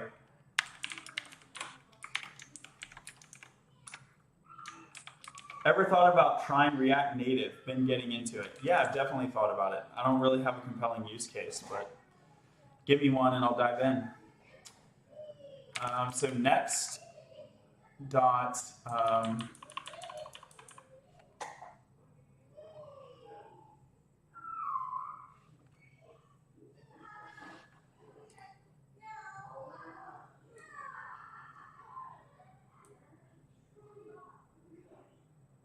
I guess I don't really want to record gifted by, do I?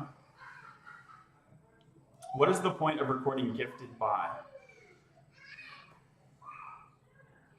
I think the point was basically to call dibs, to say, hey, don't assign this to someone else. They've already got someone buying for them. Ever tried making a social media app? Pretty good reason to make an app. I mean, what I'm doing right here is arguably a social media app.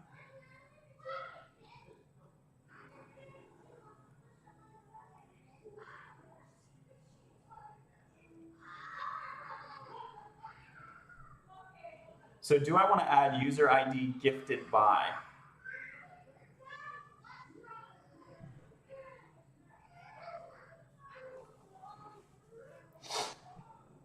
Sure, why not? I don't know. I'm not sure this is a good idea, but I'm not sure it's not a good idea.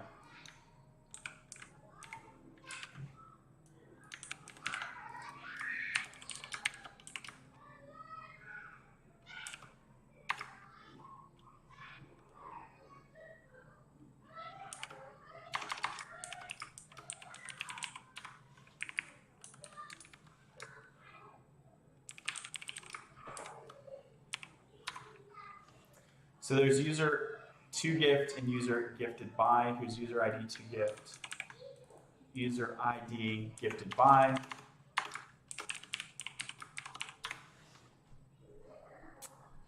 And we'll update this relation, user ID gifted by.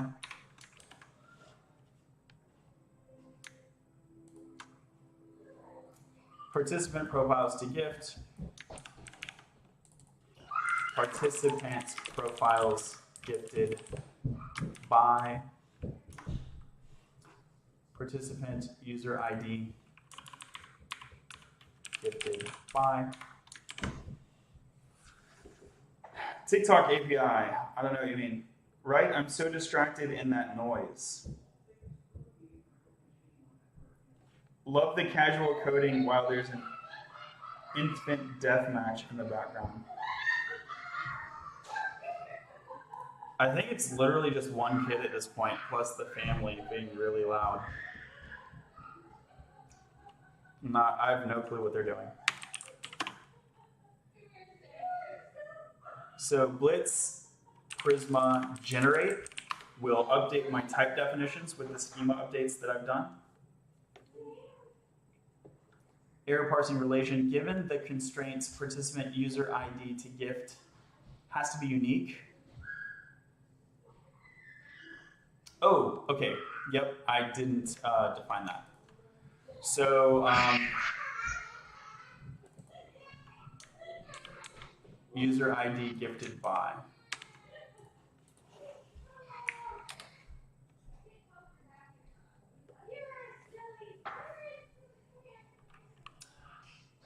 And now we do Blitz, Prisma, DB sync, or no, DB push.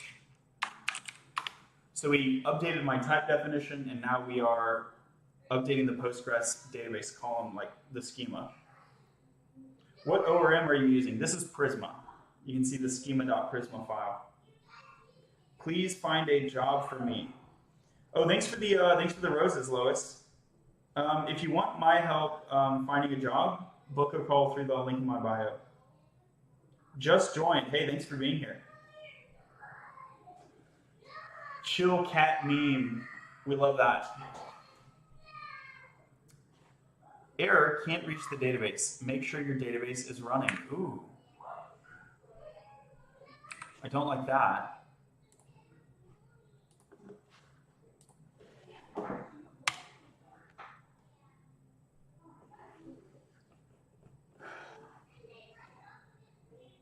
Well, here's the database. It's definitely running. What's the best code language to learn for a beginner? I say learn React. Don't learn Python, learn React. So learn JavaScript would be the language. And then I say learn React instead of learn JavaScript because I'm hoping you'll move to TypeScript as quickly as reasonable. And also because learning the language itself is not good enough. If you're going to try to get a job with JavaScript, you need to learn one of the major client-side ecosystems or libraries. And so I say go for React because that's where the jobs are. So here we are. We are looking at the database, and it is mad about our participant model and or our user model. So I'm looking at user, and user is not maintaining a list of the foreign entities. So let's look at participants. And here I can see user ID to gift.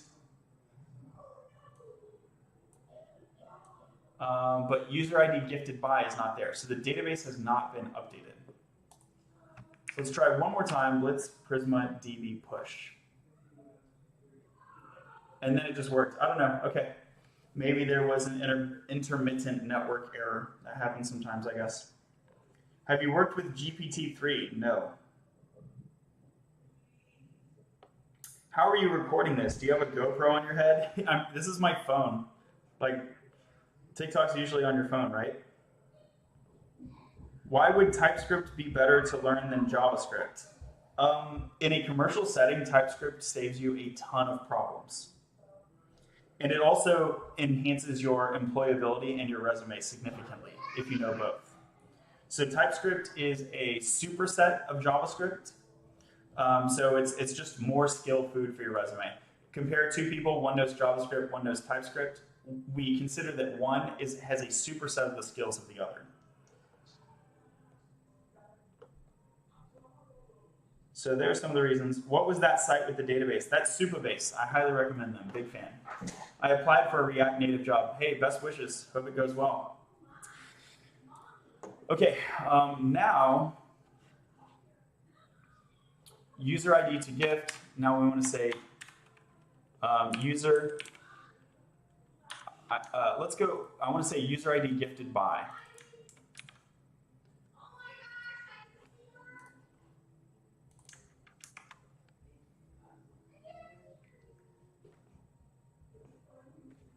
Thanks, I'm writing some projects at the moment, and Mongo isn't meeting my needs. Supabase every time over Mongo.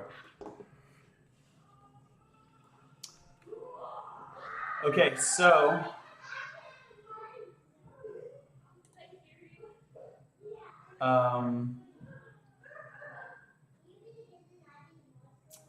yeah. So Kerr is going to buy a gift for the next person, and they're gifted by the last person.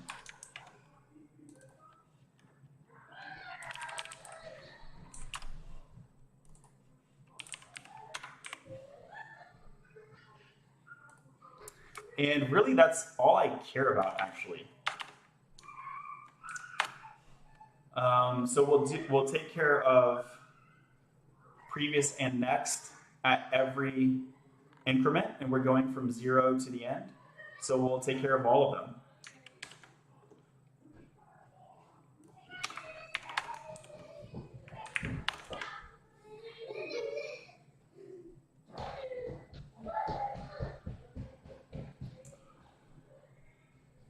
Okay, so we assign gifters update DB. We did those in one loop. That's great.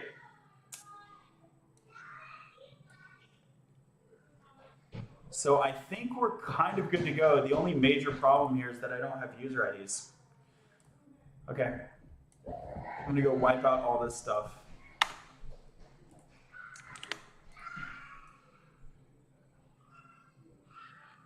So let's link user IDs.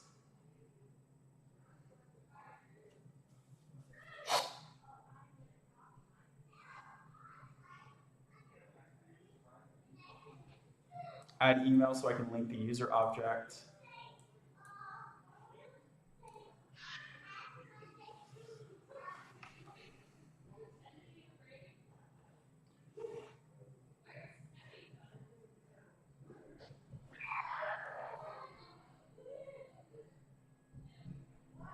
So I want to find where email is not empty, basically.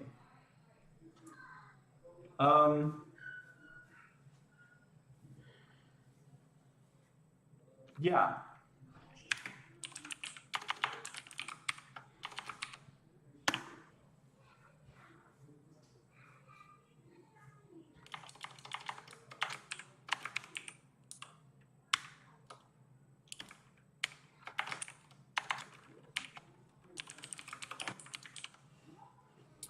So to not email empty. No way you're coding a giveaway bot on TikTok. You have no idea what you're doing, bro. I'm not coding a giveaway bot. This is Visual Studio Code, and I also work with this in school. Cool.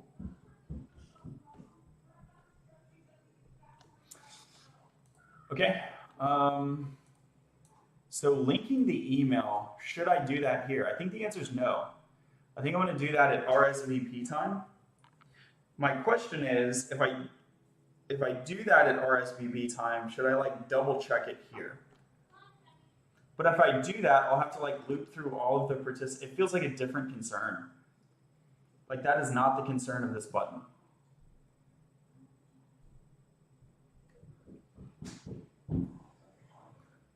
Yeah, so at RSVP time, we should assure that the email is good to go. And this button, when they click this button, we're going to assume that everything is ready to go, and we're only doing the assignment. Cool. So then this is correct. Let me check the schema. Email is a sort of like empty string. Let me look at the database. I want to see empty strings rather than nulls. So here's email, empty, empty, empty. So they're not null, they're email. Hey, loud baby. Are you going to sleep? Yeah. All right. I love you. Yeah. All right. All right. I'll see you when I wake up. See you. Are you coding in C? Nope, this is TypeScript. By the way, you can tap the link in my bio and go to my YouTube or Twitch and see the whole screen.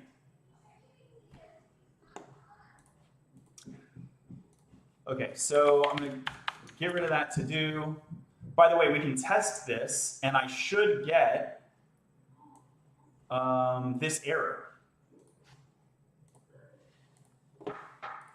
So let's go here. Here's the party page, randomly assigned gifters. And let me refresh the page. And what I'm expecting to see is an error.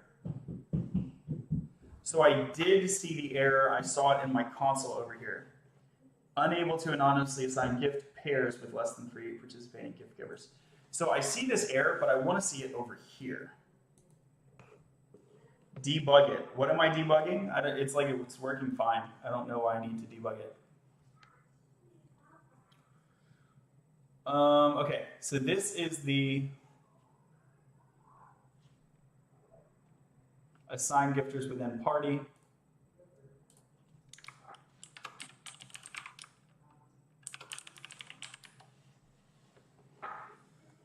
And then this is where it's being used.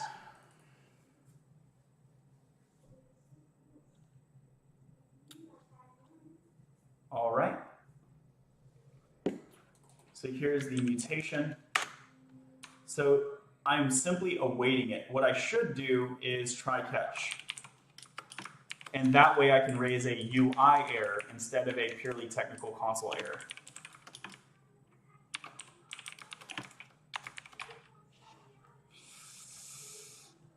Okay, so how do I raise this error?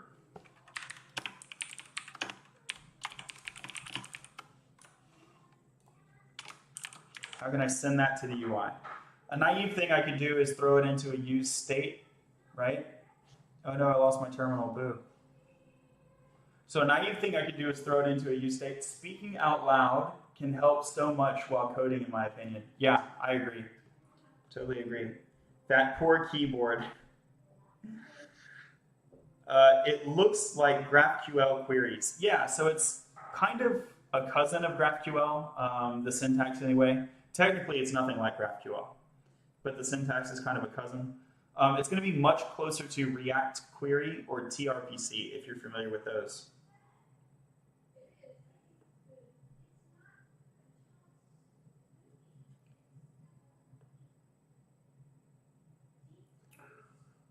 And I cannot program, I cannot learn the basics of programming. I think you can. I mean, just takes patience. Just takes patience. Okay. So there's some form here, right? There's not really a form on this page. Control F, F-O-R-M. Yeah, I don't see anything about form. Let me go to a different page where I have the form. Yeah, that's the reason that there's no like form catching the error, because it's not really like a form. So then I'll catch. Then it does make sense to use a use state in this case. Okay, so here I will do const.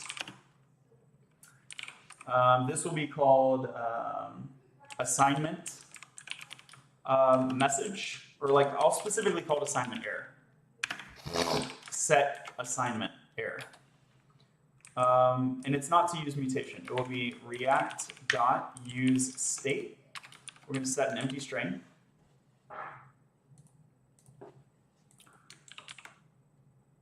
We'll come down here. Here's the button. Let me put this in its own div.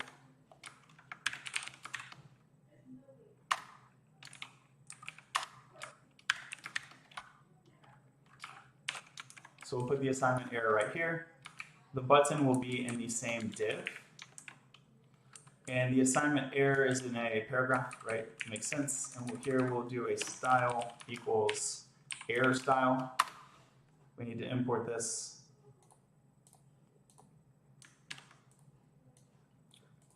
So here's the assignment error. By the way, I only want to do this if I have an assignment error. Otherwise, I will have an empty paragraph tag. I don't want an empty paragraph tag. I'd rather have no paragraph tag at all. Okay, so if there is an assignment error, then we'll have this red text is what I'm expecting to see. Otherwise, there's just no paragraph tag at all, even in the DOM. So here when I says to do send to UI, that can mean, that can be set assignment error. What does a question mark do? That is a ternary operator. So it lets you do an if-else expression, basically. So the first argument is true, and the second is in the false case or in the else case.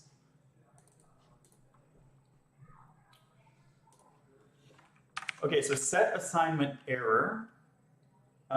Here we want to put the error. And then in this case, if we get this far, we'll set assignment error to be an empty string once again.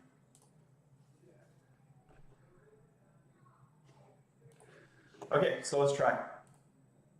Ooh, I got this whole error here. Why does it say unhandled error?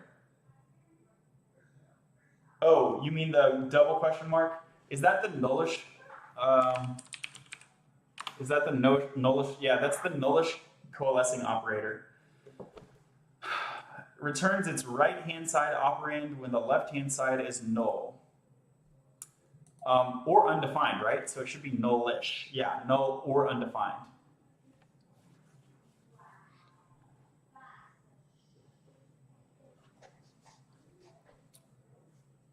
Yeah, I don't know what to tell you. Basically, it gets rid. If you have something that's null or undefined, it's like short circuiting for those cases specifically.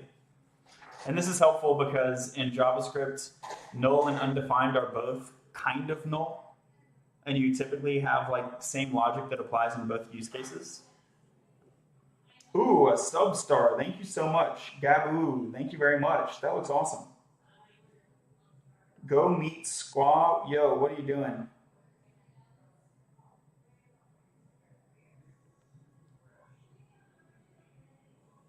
Is it JavaScript? Well, it's TypeScript. It's kind of in the same ballpark.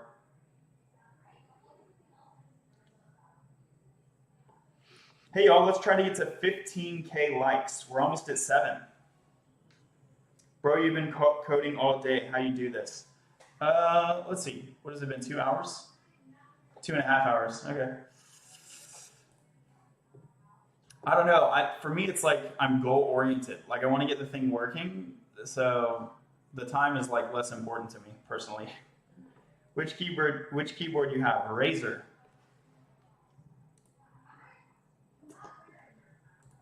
Okay. So here I did a try catch. I have no idea why it says unhandled error. The error was very handled.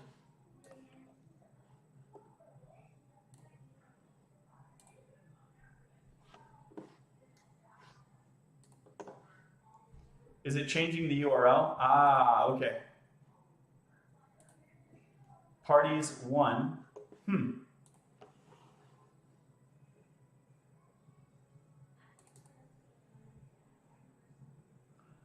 Oh. Maybe it's because the error object is what if I do this? Then does the error go away?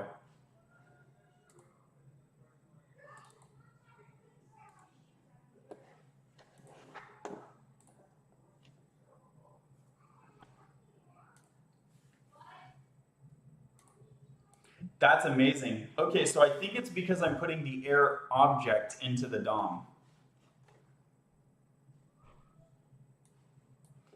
And somehow like the framework knows that it's an error object. I really just want the error message. I don't want to, so it's dot message, right? So let me try to put dot message.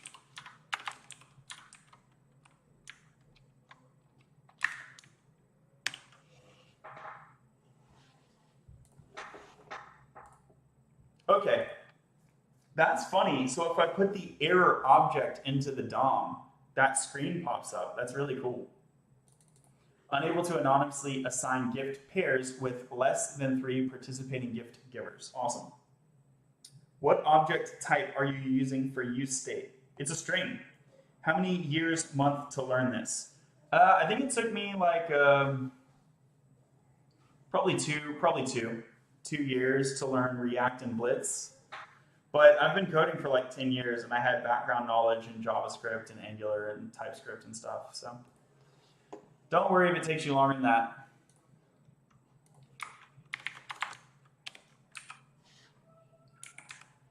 Here, I'll give it an OR case.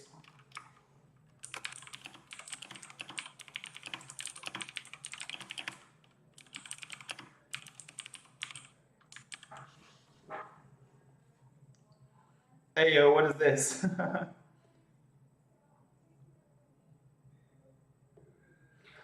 This is like a tool that helps you plan parties, basically, like gift exchange parties. 7.5K, we're halfway to the 15K goal. If you go to my TikTok bio, then click the link, then click the YouTube or Twitch icon, you can see the whole screen. Okay, so let's refresh the page. I think I want to create some margin here.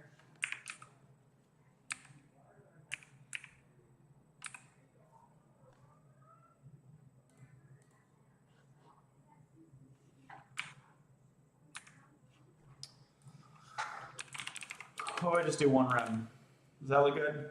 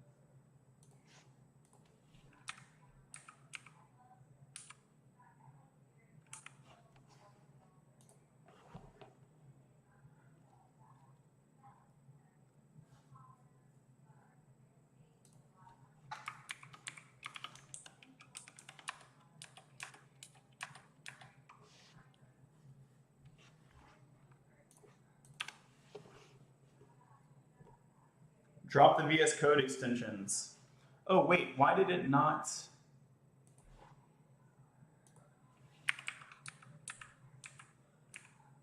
Why is the margin not working?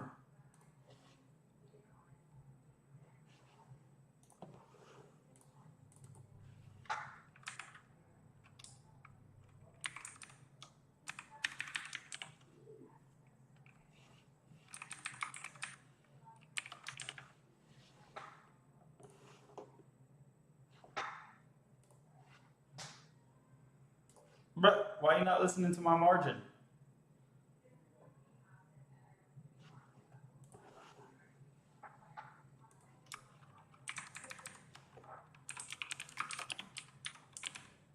Oh, because I had a space in it.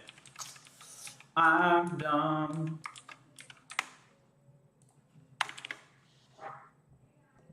Why spread? No good reason. No good reason at all. Cool. All right. It's goofy, but at least it's consistent. All right. Looks good to me. Can you do algorithms in JS binary search? Yeah, I can. I don't feel like doing that right now, though. You typing with a typewriter or something? I got this keyboard. It's clickety. Thank you for the ASMR time. Thank you, Yo, you got 5 on it. Thanks for that. Have you ever worked with WebSockets? I love them. Great for chatting. What happens if you put a different type of object into the DOM instead of an error object? I don't know. Usually you just get a bad render. I think he was given special treatment. Didn't finish the line. I don't know. I'm not sure what you mean. Thanks for all the likes, y'all. We're looking at 9K now. So I'll do a commit. We can commit these changes that we've done so far. So we've enhanced. So basically, we've implemented assignment. Yeah, that's the TLDR. Git commit m feat party assignment.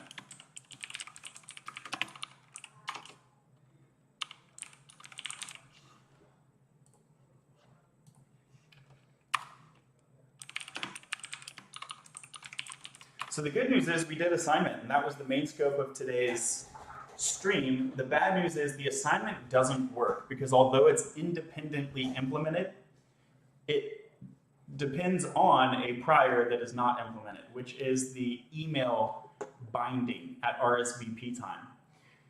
So let's go take a look at that. So let's say that we view participants, and then I'm John, aka your boy. I want to edit this, and then I plan to attend. Note, if you do not register as a gifter, then you will also not be a registered gift recipient. that message should not be showing up because I am registered as a gifter. Whatever, it's kind of buggy. I'll leave it alone for now. No verify. Are you bypassing hooks? Yep, I sure did. I ain't got time for that.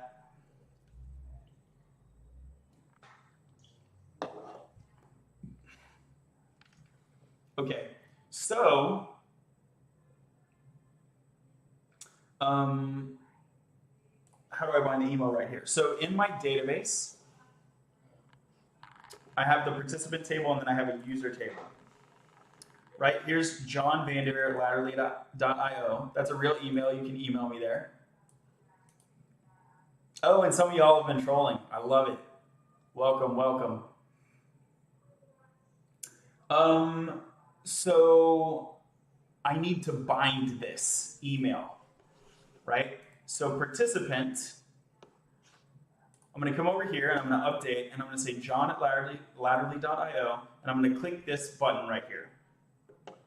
When I do that, this will execute a participant mutation. Update participant mutation is where we need to go. So we have participants mutations, update participant mutation. So this is where the email binding should happen. Email must be provided to register as a gifter. Oh, let's try and screw that up. Boom. Invalid email. Blah. Invalid email. Foo at nah. Invalid email.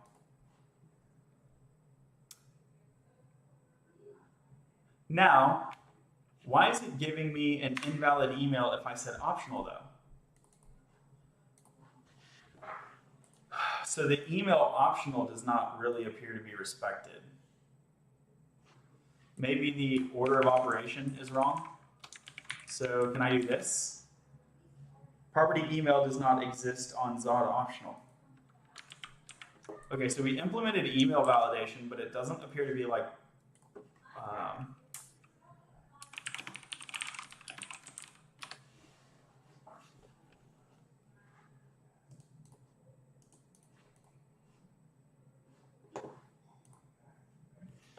considering an optional email, from a user perspective, I think the appropriate validation would be Z-string email optional, which allows undefined or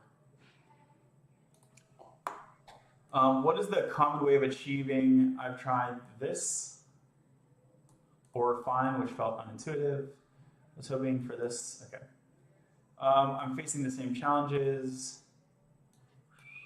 Wow, those are wild.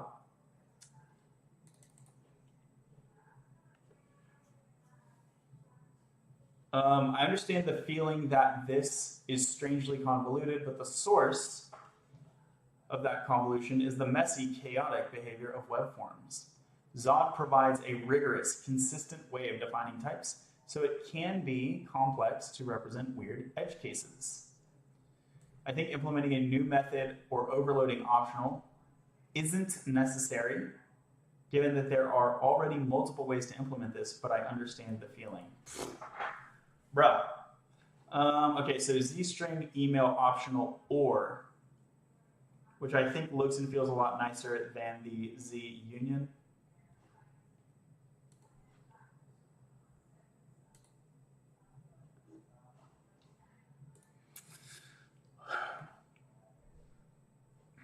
Okay, so I guess this.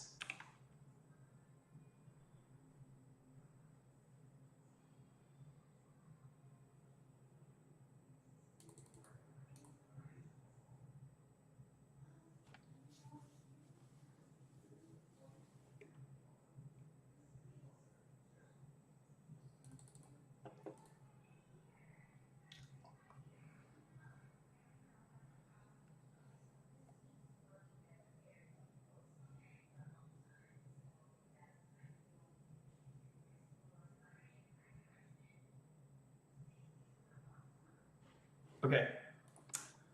So let's use that.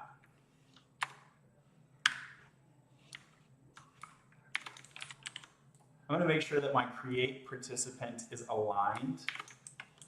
Okay.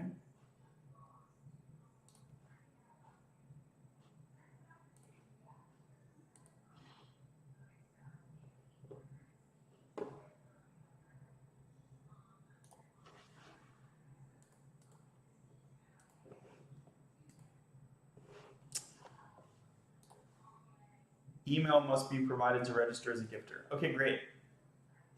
So that is working the way I expect. Please, can you start tomorrow more earlier? It's already midnight in some countries.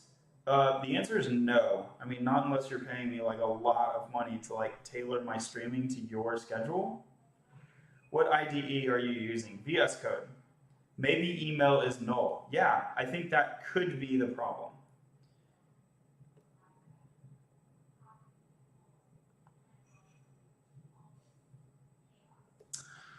All right, and thanks for all the likes. We're over 9K already.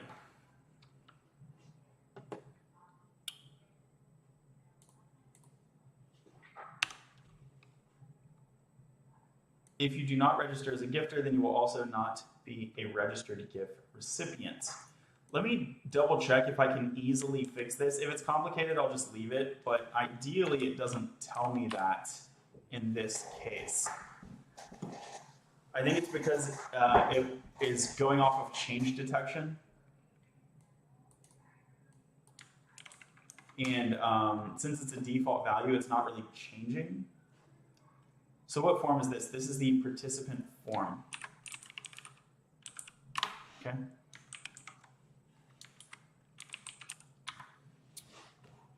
All right, so is gifter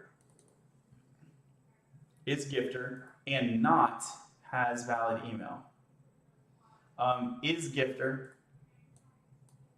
true, false. So it's detecting is gifter false, even though is gifter is true. That's why this is unexpected. So what is the value of is gifter here? So it's set to false by default.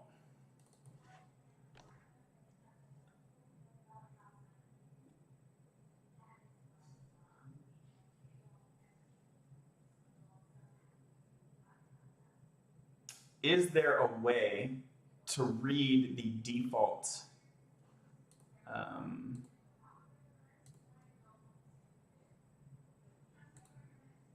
values? I think the answer is yes, but how do we do it? Is it easy or hard?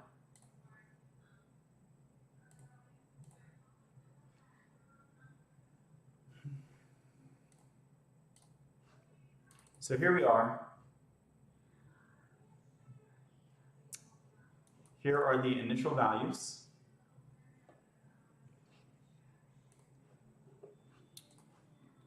Participant form initial values should be immediately available, I believe. So props dot, okay. So let's go props dot initial values dot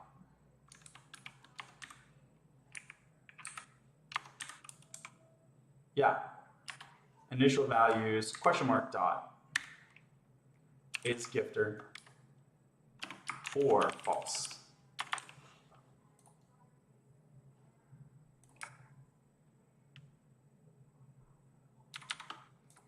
So if I double knot it, then it will be, I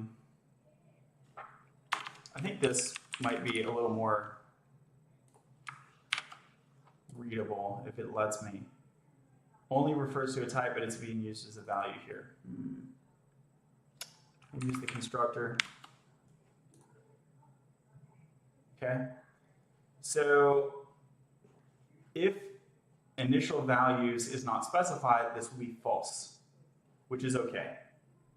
If initial values is specified, but is gifter is undefined or false, it will be false. If it's true, it will be true.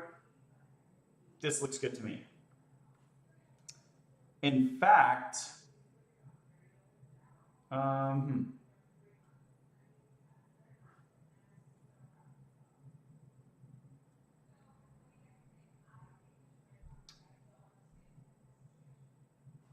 not sure I need the or false. because if initial values doesn't exist, it'll be falsy. And if it does exist, I definitely want to attempt to read out as gifter. So I think that makes sense. What's the language? This is TypeScript. Okay, so we come over here and I'll F5. I plan to buy a gift is set by default. Great.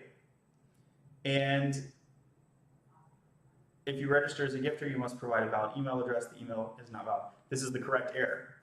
So this is like better update participant. This is actually a fix commit because these were like bugs basically. Git commit -m fix or like edit or like participant form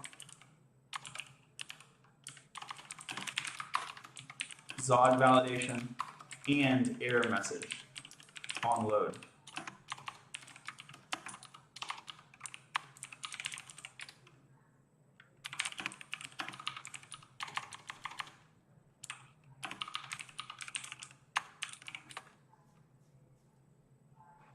No unit tests, I'm skipping them. I do have a few, but I'm basically skipping them. I ain't got time for that. 10K likes, all right, let's get to 15, y'all. Definitely in the commercial world, I'm adding tests all the time, but this is like a hobby project. And the implementation is not complete, so I don't necessarily want to lock it in yet. Okay. So now I want to create an email, right? Okay, so let me close this, close others. Email must be provided to register as a gifter. If, let's do it like this. If data.isGifter,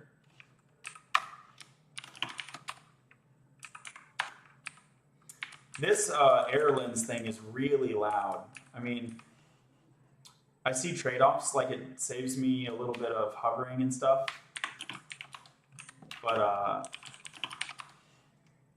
it's kind of distracting during intermediary steps where I'm just not done typing something and it starts throwing up big bright red lines. Okay, so if you're trying to be a gifter and if you have an email, then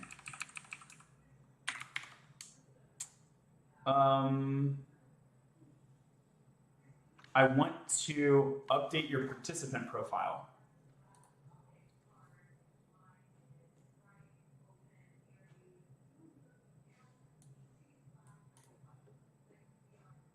Oh, then I want to get the user ID.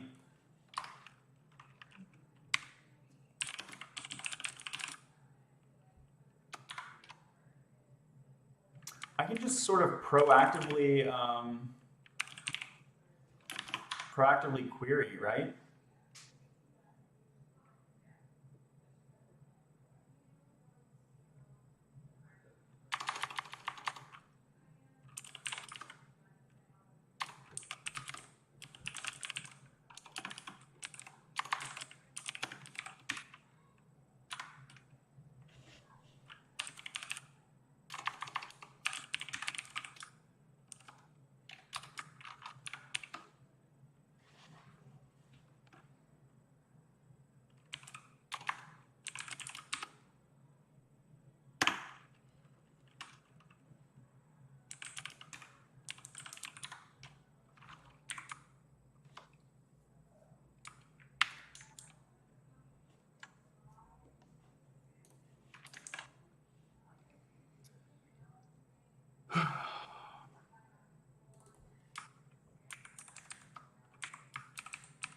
So basically, we'll put this back to the way it was.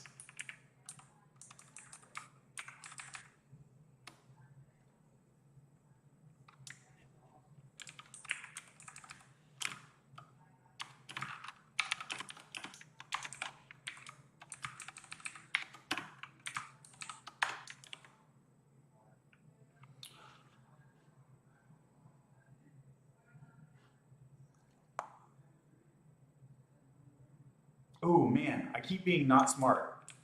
I keep being not smart. It hurts.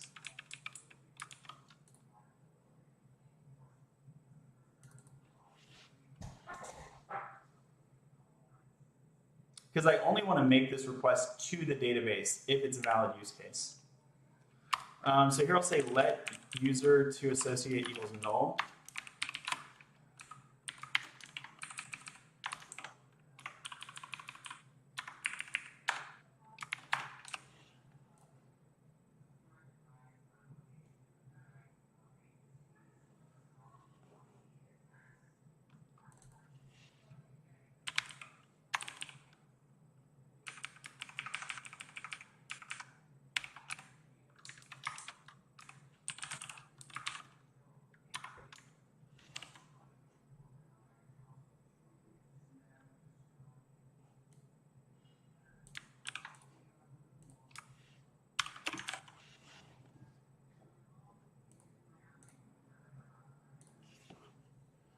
JavaScript, it's TypeScript, which is a superset of JavaScript. Yeah, a lot of it's going to look similar.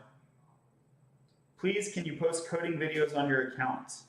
On my YouTube, I do that all the time. On TikTok, it's really difficult to get like good coding in a bite-sized chunk like that. I do post coding-related content, but yeah, I need someone who can like cut up my videos into good clips for TikTok, like a media buddy.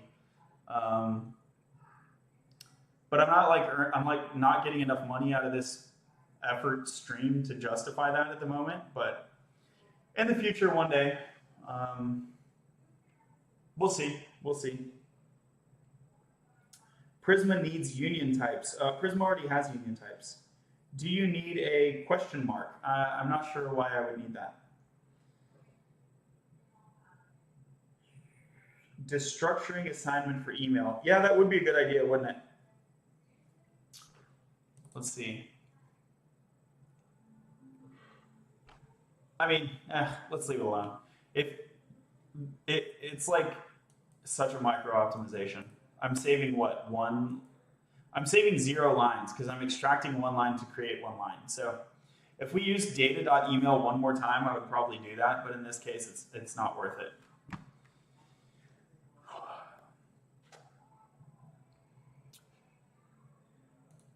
And then I'll also let participant.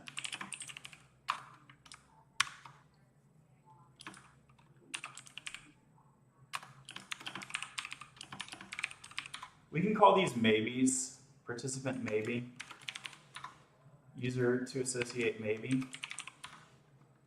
because they're nullish, so the maybe convention comes in handy.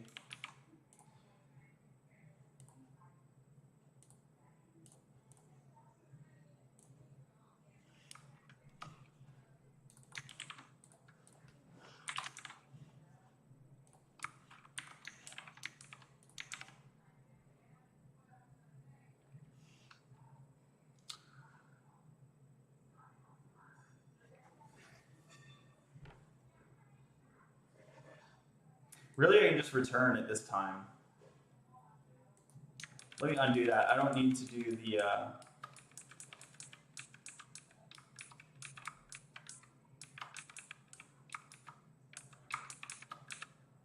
I don't need to do the maybe participant. I can just have 2 differently scoped participants. Right? Really, I don't need user to associate to be nullish either. So this is better.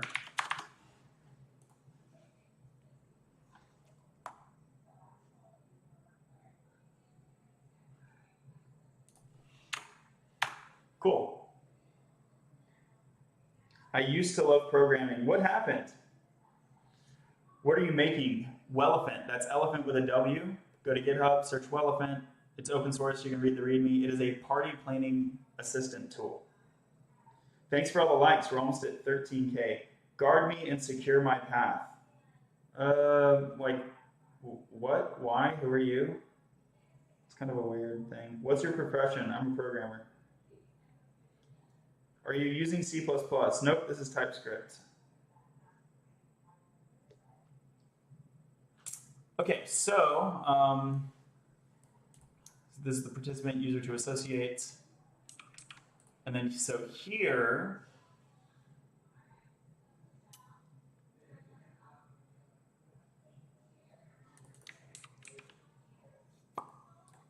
I'm going to make width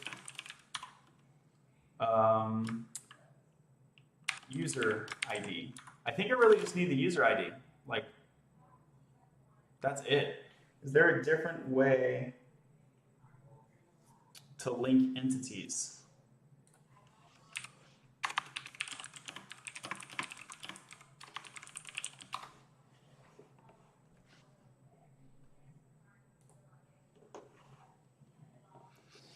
So that's at schema time.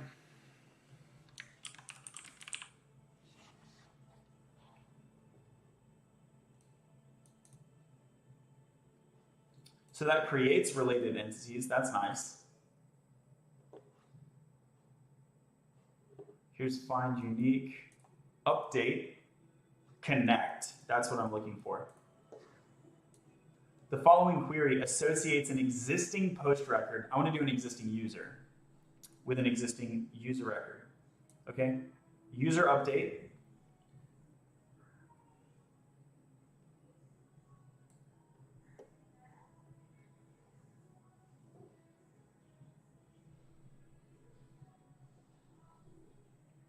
So this is going to update the user where ID 20, and it's going to connect the post. Data post connect. So I'm going to participant update where ID and data connect user. Data users connect. Data users connect.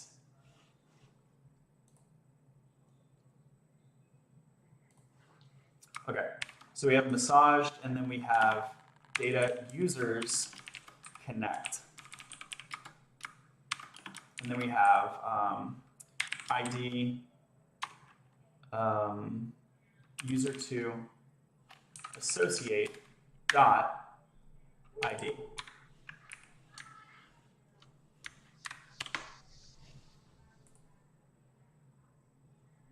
Is possibly null. That's true.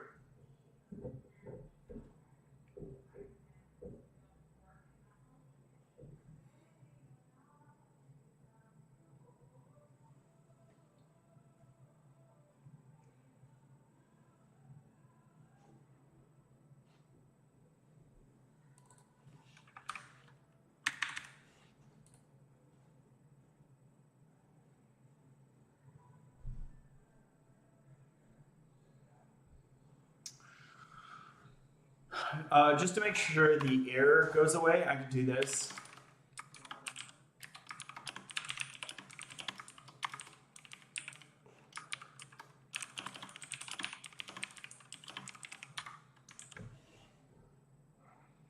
So now it's guaranteed to not be null.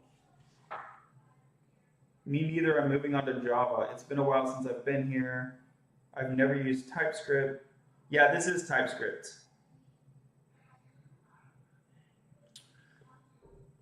TypeScript is a superset of JavaScript. So if you know JavaScript, then you know at least, then you know TypeScript basically. Although you have room to grow, let's say.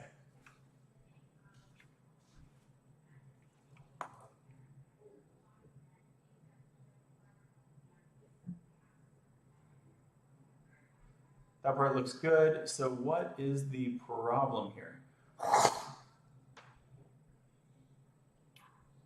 So what if I cut this portion through the, yep.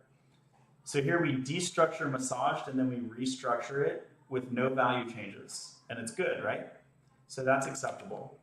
So the issue appears to be how we use the user's object. Did you mean to write user? I don't know, did I? I feel like based on this template code, it's posts.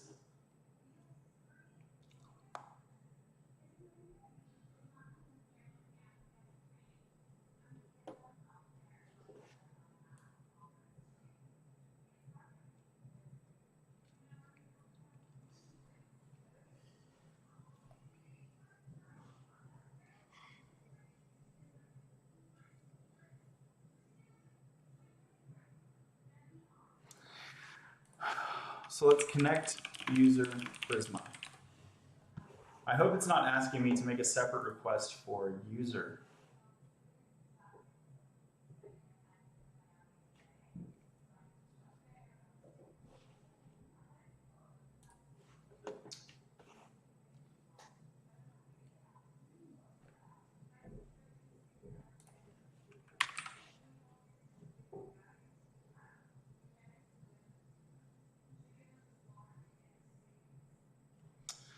That also did not work. Participant update input.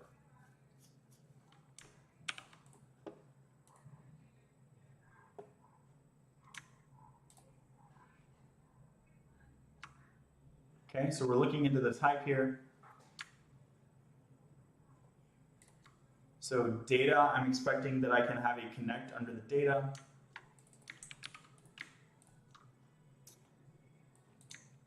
I don't see a connect here. Here's user.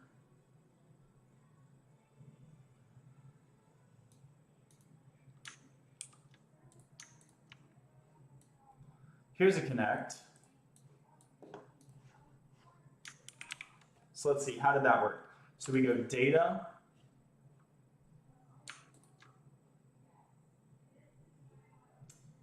user connect. Yeah, okay. So it's user with a capital U. Got it, got it, got it, got it. So there is not a collection. So it's not referring to like the users table. It's referring to that specific user here.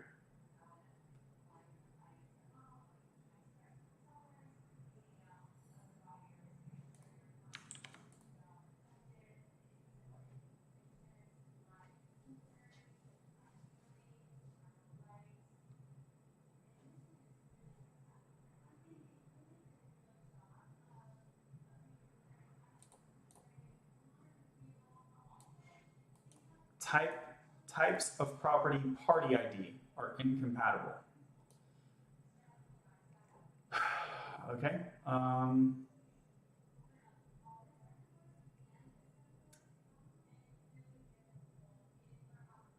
feel like that's not the real issue.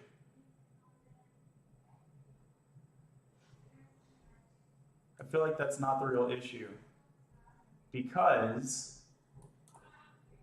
party ID is fine.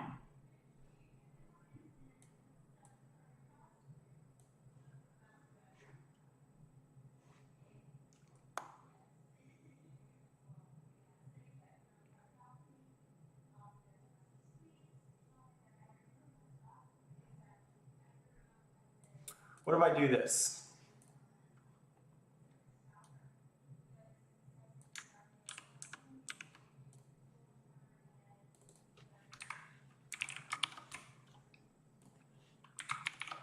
So the top one is happy, right? Okay, now hold on.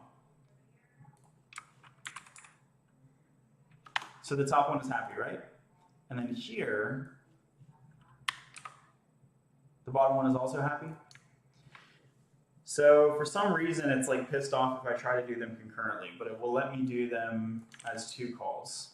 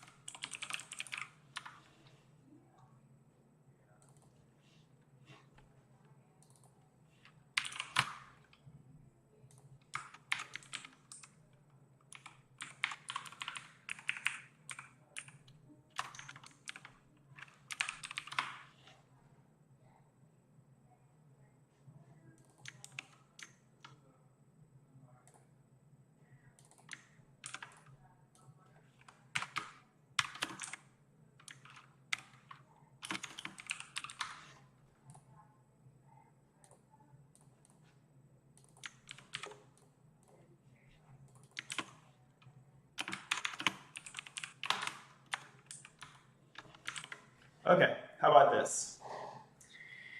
Looks more like JavaScript. It's TypeScript, which is a superset of JavaScript. If you know JavaScript, you know TypeScript. What's going on? We're building Welephant. That's elephant with a W, which is a party planning assistant. Plug it in, Marshall formula should work. Okay, that's pretty funny. That's a good joke. That's a good nerd joke right there. Why are you looking for a user's email? The reason is you can participate in my party whether or not you are signed up for my application. But for my application to have permissions so that I can anonymize gift exchange, I need your email. So I can only do gift exchange for those people where I know the email. So we need to link a party participant entity to a user entity. That's what we're doing. How does this actually look like? Bam. Here is prod. So you can go check it out right now. It's already deployed. Welephant.vercel.app. Is it free and open source? Yes, it is. Go to GitHub. Right there. GitHub, Vanderveer/Welephant. Can you please run it now in the terminal? It's already being run. So the server is running on this. I have like a couple terminals open, and the server is running in this dev server terminal. So here is prod, and that's the login page, and you can go sign up right now if you want to. And then here is the one where I'm signed up, and I'm already logged in and stuff. And we're trying to link my user. So you can see right here the user ID is null. Basically, we want that to stop being null. If you tap my bio in TikTok, if you tap the link in my bio, you can go over to YouTube or Twitch and see the whole screen.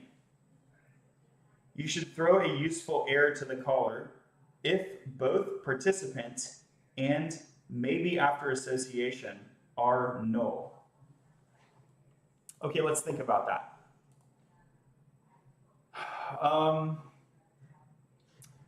So this is update participant.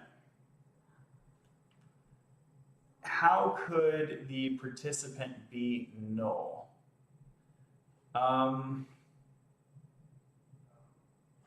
Let's see. What happens if I use a fake participant ID like 20?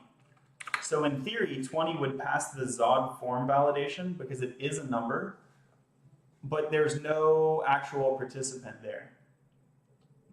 I think this will be an inaccessible page, but let's check it out. Yeah. So, Kayla, this is the way I'm handling that situation. What do you think about this? I think it's proper. If there's no participant for that participant ID, then we simply give you a 404. I think that's correct. It's okay, I guess. It's okay, I guess. All right, thanks. Okay. Cool, so we refreshed the page now that we did all this goofy shenanigans.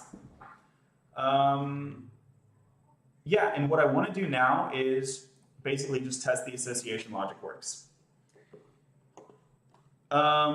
So here, and this is my real email. You can email me here. We can talk about coding if you want. You want to do a social collab video? Somebody said that they would just play video games with me. Like, I'm kind of down if I can find the spare time. So again, my goal is that user ID will no longer be null when this is done. User ID is 7. It looks like we got a link. So view participants, John, aka your boy, it is persisting. Let's do F5. And it is persisting. Why does it have null as a user ID if the user is valid? But identifier is still null. So these are two different fields, user ID to gift. What that means is this is the person you're buying a gift for. And that's different from user ID, which means this is the person that is you. Like this is you.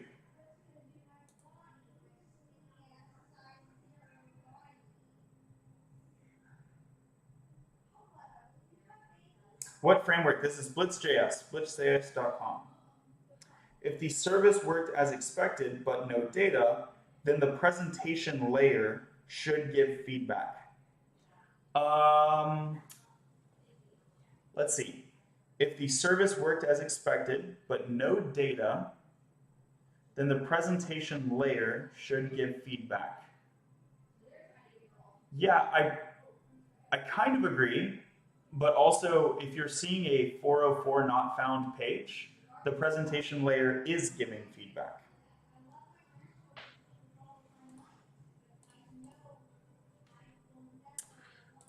Okay. This is good. I think I want to commit this. So this is the user association logic, basically. So I'm going to stage that, go over here, git commit. The user will not always understand a 404 page. Yeah, I'm not saying it's an optimal user experience. I'm just saying it's technically correct. Incorrect, the 404 is a HTTP transport error. No, that's not what 404 means. 404 means resource not found. It does not mean that there was a transaction problem or a transportation problem. It means the resource that you are requesting was not found. Okay, so this is feature, which is the link user to participant.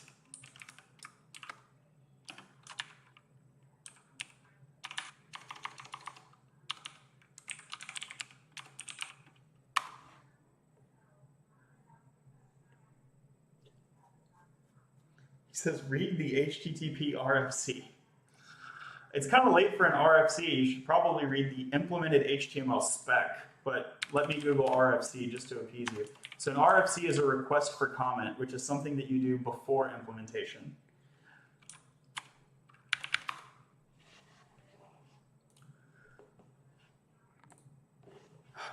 This document has been superseded. So yeah, an RFC is like something you do before implementation. So you're not going to want to read the RFC. But let's read the RFC, because that's what the user requested, right? 404 not found. The server has not found anything matching the request URI. Cool.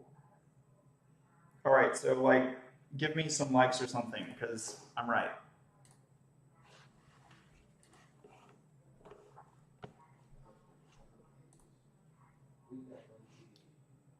The request URI existed. That's not, okay. That's not what anyone is saying. It's resource not found. That doesn't mean the URI doesn't exist. The server has not found a resource matching the request URI. That doesn't mean that you didn't have a request URI. That's not what anyone is saying.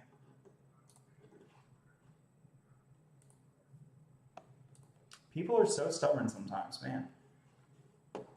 Does this person even code, or is this like a high school student or something? Anyway.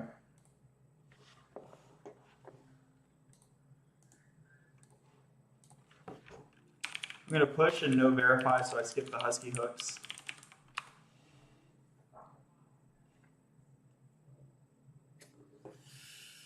All right, so that's pushed up to GitHub. Now what do I want to do? Now what I want to do is try to link 3 users and then see if I can do the randomly assigned gifters.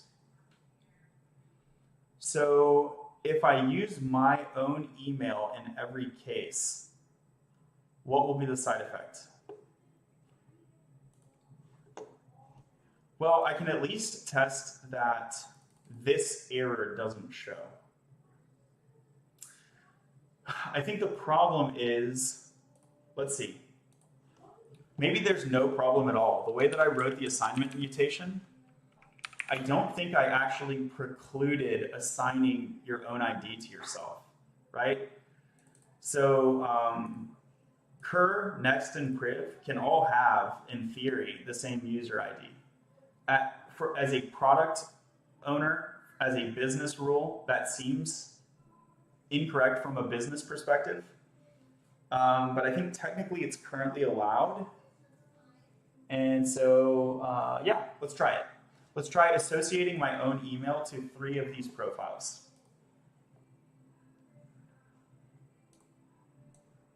Okay, so we have 1, and I'll be John, and I'll be Anon. So let's edit Anon.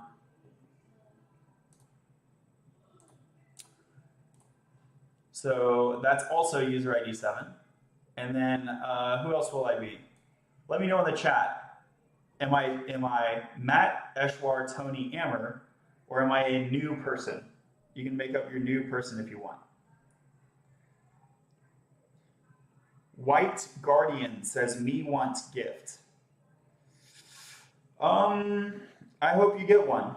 I don't have one for you. Why would an average user be searching up for user IDs? I don't think they would.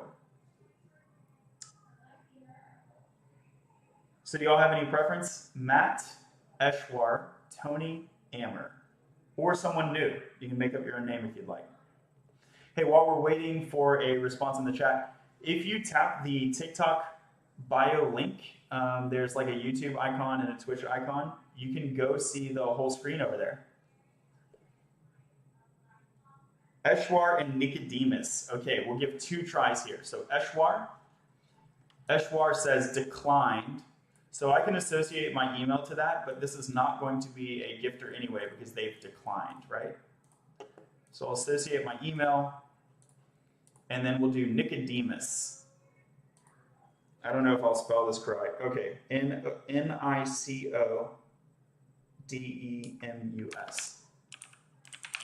Hopefully I did that right.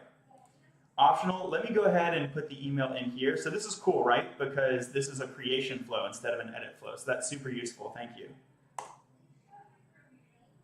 And the user ID was not associated. This was a great test because what we just verified is the mutation logic is only in the update flow and it needs to be added.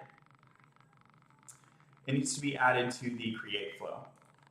So I'm going to make a utils folder so that I can extract this mutation logic. Maybe since it's mutation logic, I'll keep it under the mutations folder and I'll just make a utils.ts right here. Okay, so we have update participants and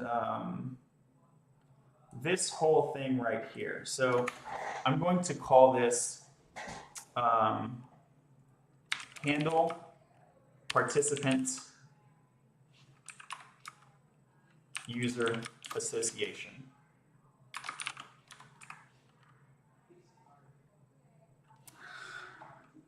Okay, and then so over here I'll have const handle. It's gonna definitely need a participant ID, and I guess I should have a user ID as well, right? Don't I need both of these things? This is going to have to be an async function. Okay, so we will have to await, and then this needs to be exported. And let's grab all of this shenanigans, boom, and throw it in here. So the error will be here, that's good. I think the outer, let's see, I can do the outer elsewhere, huh? But if it's duplicated, I don't know, it's kind of 6 of one, half dozen of the other. So email is actually used in here, so it makes sense to have email as an argument. I don't know that it makes sense to have gifter as an argument.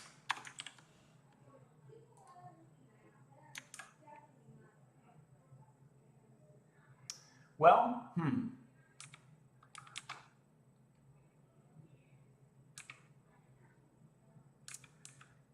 Yeah, I guess it does. I guess it does. And we can dry this up by passing in data. And then we don't need to pass an email if we have data, because it's implied within data. Let's import the Prisma client. Let's import the database types.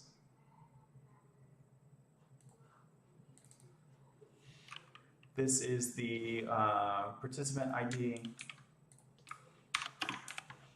Okay, and then this is the user ID. Oh, actually, we don't know the user ID ahead of time. We don't know the user ID ahead of time.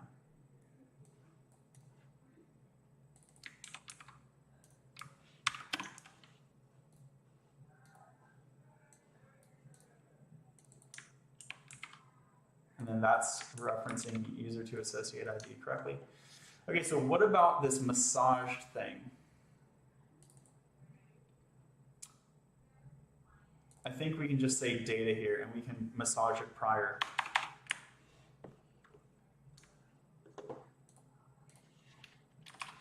And then we'll make a type, which is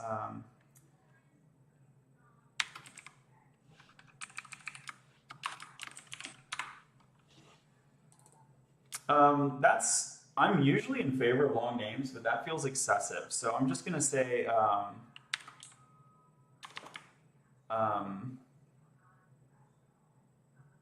handler data. I'll name it like this. How about that? I'll name it with an underscore so it's clear to the developer that this is not handlers in general. This is this particular handler.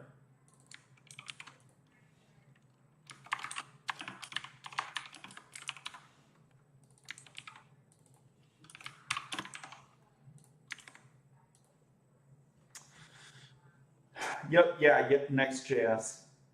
Take a look at the Odin project, a free open source course, very good. It's pretty good, yeah. Could just do if data is gifter and email instead of having nested ifs. Yep, that's true. So this has not been refactored yet, but that's a good call. What is this trying to do?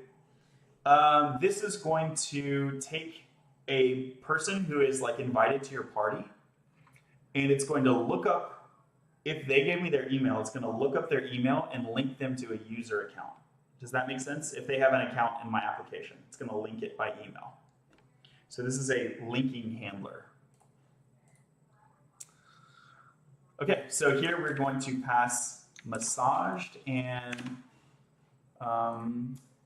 the participant ID.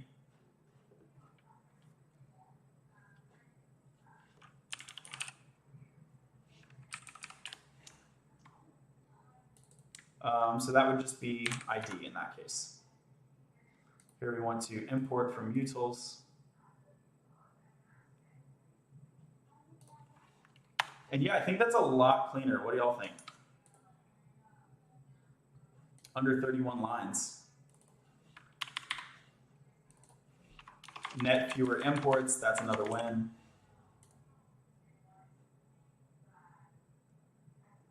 Cool, I think a lot cleaner now. I'm mixed on this handler data thing, but that's okay. So what really is the handler data? It is a participant, but then it's massaged, right?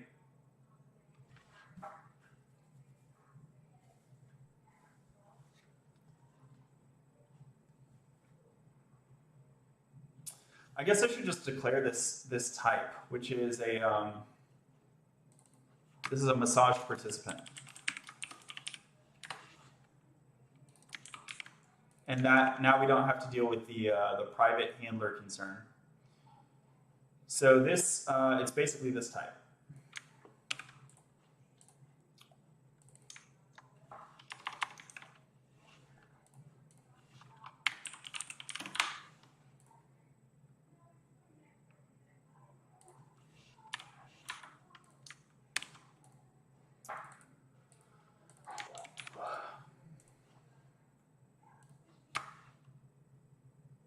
Cool.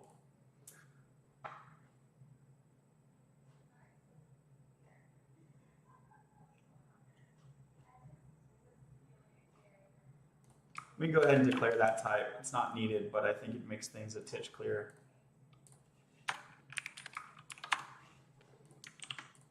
Why do we call it massage? Because it's a massage participant. Cool. Me not school. That's okay. Where are you from? Like, I don't know if like me not school is kind of like what someone might say if they were joking. Quick question: what languages do you know? TypeScript, JavaScript, Ruby, Java, Python. Do you count Bash as Bash a language? I don't know.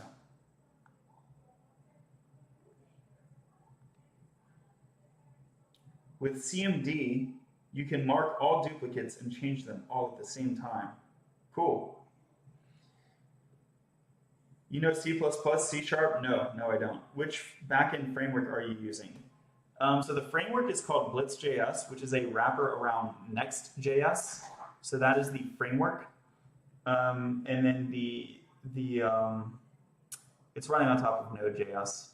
I don't know. I wouldn't really consider that a framework, but it might make it more familiar to you. Okay, cool. So we have this cool handling right here. So let me grab this and then go over to the create participant. And yeah, here is massaged. We can await this, grab this util, and data to key event status.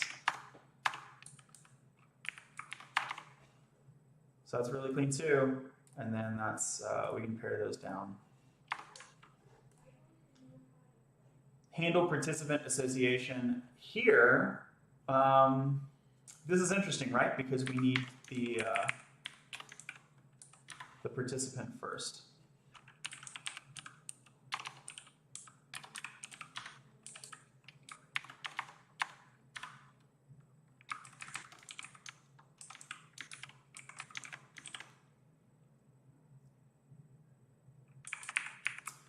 Let's see, do I want to do this in the update flow as well? So we actually update the participant first.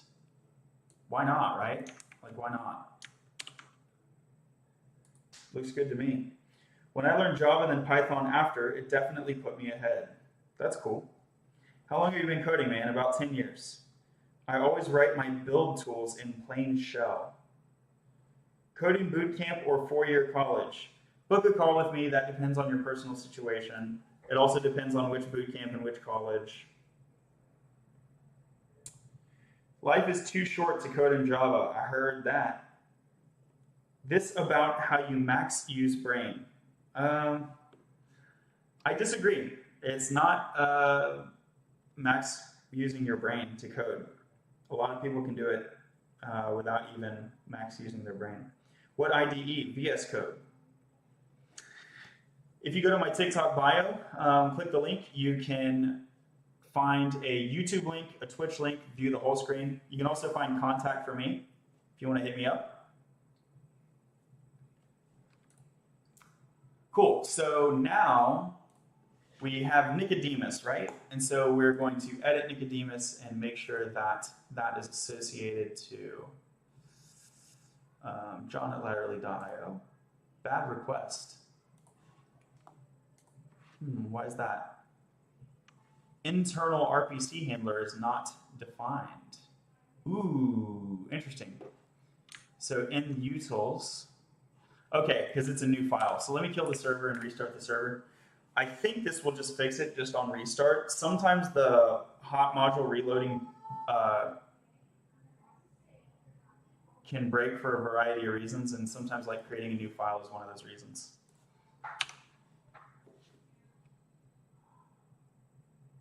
Wow, internal RPC handler is not defined here.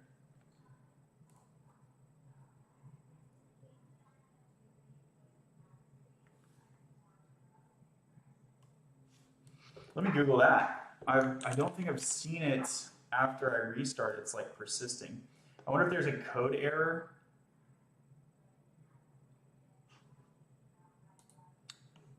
Is there a code error in this file that's freaking it out?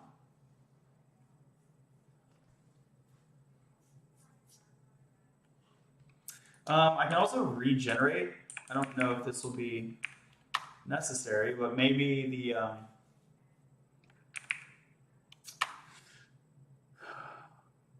somehow the types are like broken, like related to routing. I don't know.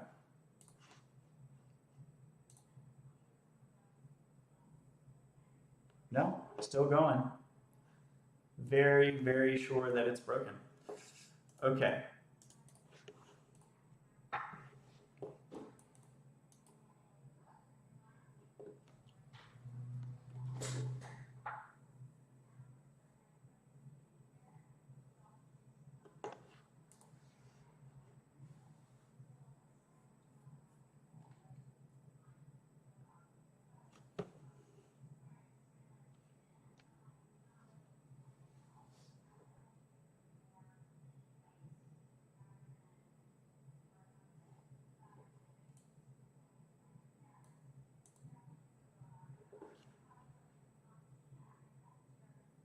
Resolver name, resolver type, route path.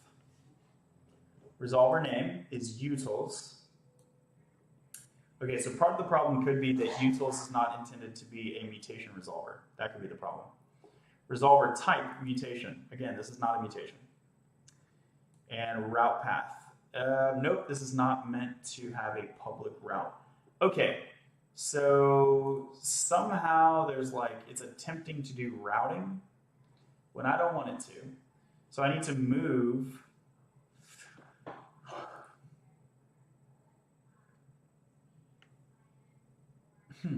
That's really weird. I don't expect that any of these would have public routes. Okay, let me just move. This might not work, but let me just move it to the participants level. So now we have participants.utils.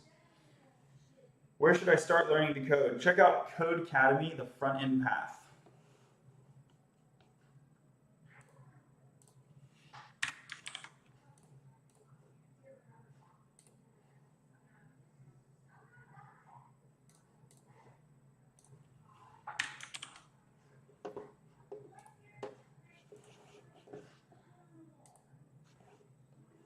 That seemed to fix it. Okay. Note to self, don't put your utils file in the mutations folder. I guess mutations generate public endpoints. Yeah, that makes sense. Yeah, I didn't think about that, but cool. Good to know. All right, so user ID is null, so we're going to try to link Nicodemus with my email.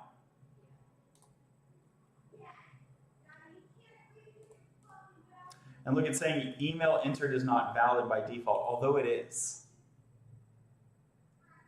Although it is. So how did we fix this?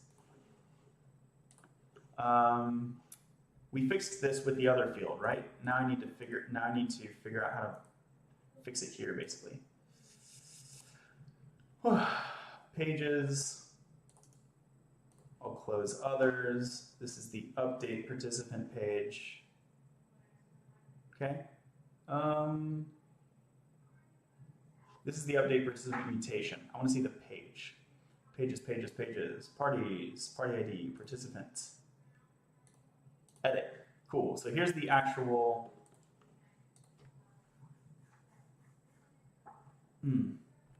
update page. And here's the initial value.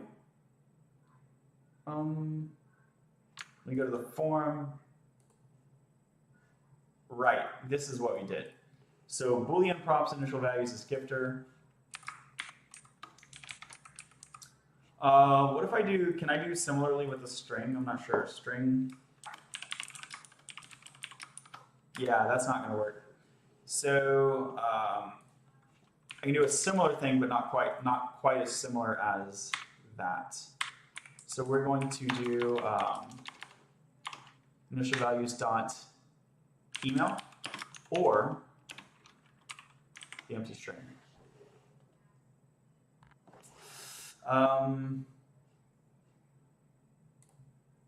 Here I'll say toString.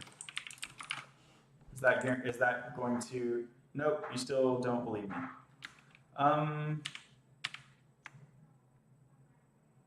How can I convince you that this is going to be a string if it exists?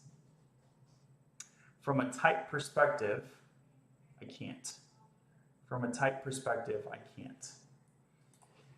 Now I can use the string. I can do it like this, but then I might have a bad time if like bad data gets in, but that's okay. Because those would register as invalid emails anyway, wouldn't they? So I'm okay with that.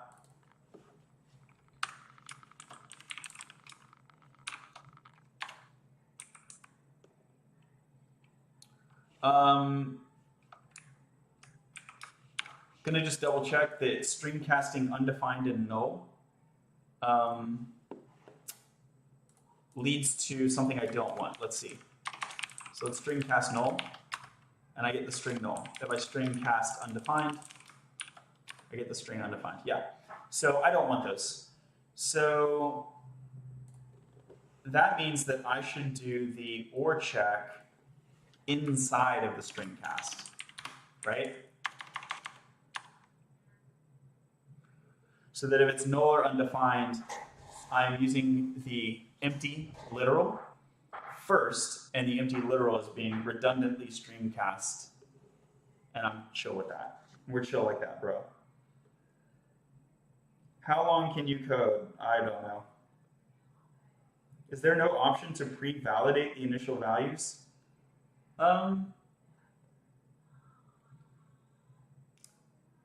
Pre-validate.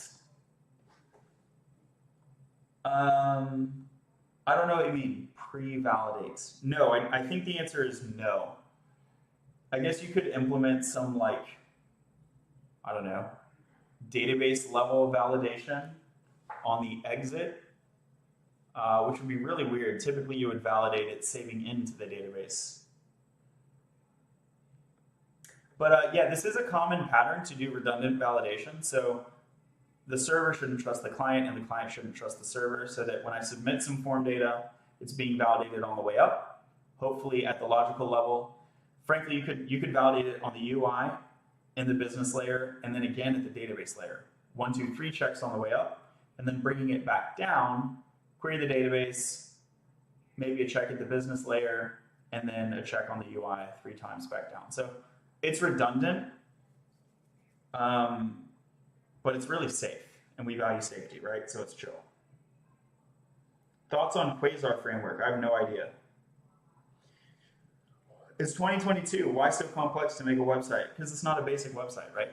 It's a web application with complicated business rules. And believe it or not, this has been going on, like this is how it is. It's not like the fact that it's 22 actually makes a difference in that regard. This would actually be harder. This would be harder if it weren't for modern tools. Okay, so here's the email. Yeah, and basically the error on the UI went away, and that's what I wanted to do. Nicodemus plans to attend. Yeah. And buy a gift. Cool. So we updated that. Looks good. Can I have, let's make one more so that, whoa, Nicodemus, hi TikTok. We got 2 Nicodemi now? That's wild. Cool. So now, randomly assigned gifters, operation failed because it depends on 1 or more records that were required but not found. Oh, that's sad. Do you have any courses? I do. I mean, it's not super great at the moment, but it's free. So you can check my TikTok bio and go to latterly.io, or you can go directly to latterly.io and check it out. Do you work for a company or is it a personal project? This is a personal project, although I also work for a company. This is not for my company. John, do you have a CS degree or how did you get into this? I do not have a CS degree. I taught myself to code when I was working in a political consultancy. We had some clients that needed websites. They wanted to collect donations.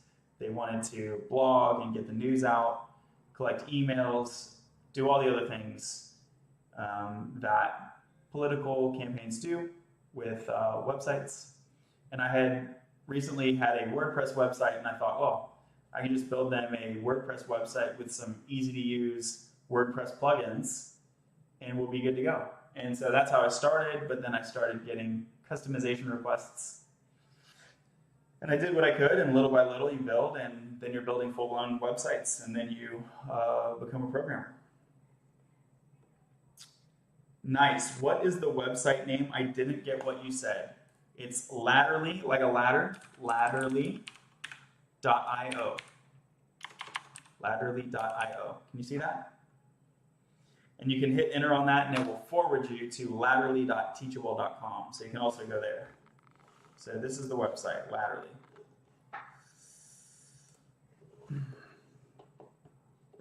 Okay, cool. I'm going to pause it here, y'all. It's been almost 4 hours. The good news is that we implemented almost everything we wanted to do. The bad news is that there is a bug in the assignment logic. Dun, dun, dun. I'm in, your permissions didn't work. Yeah, I haven't set up permissions. I've not set up permissions.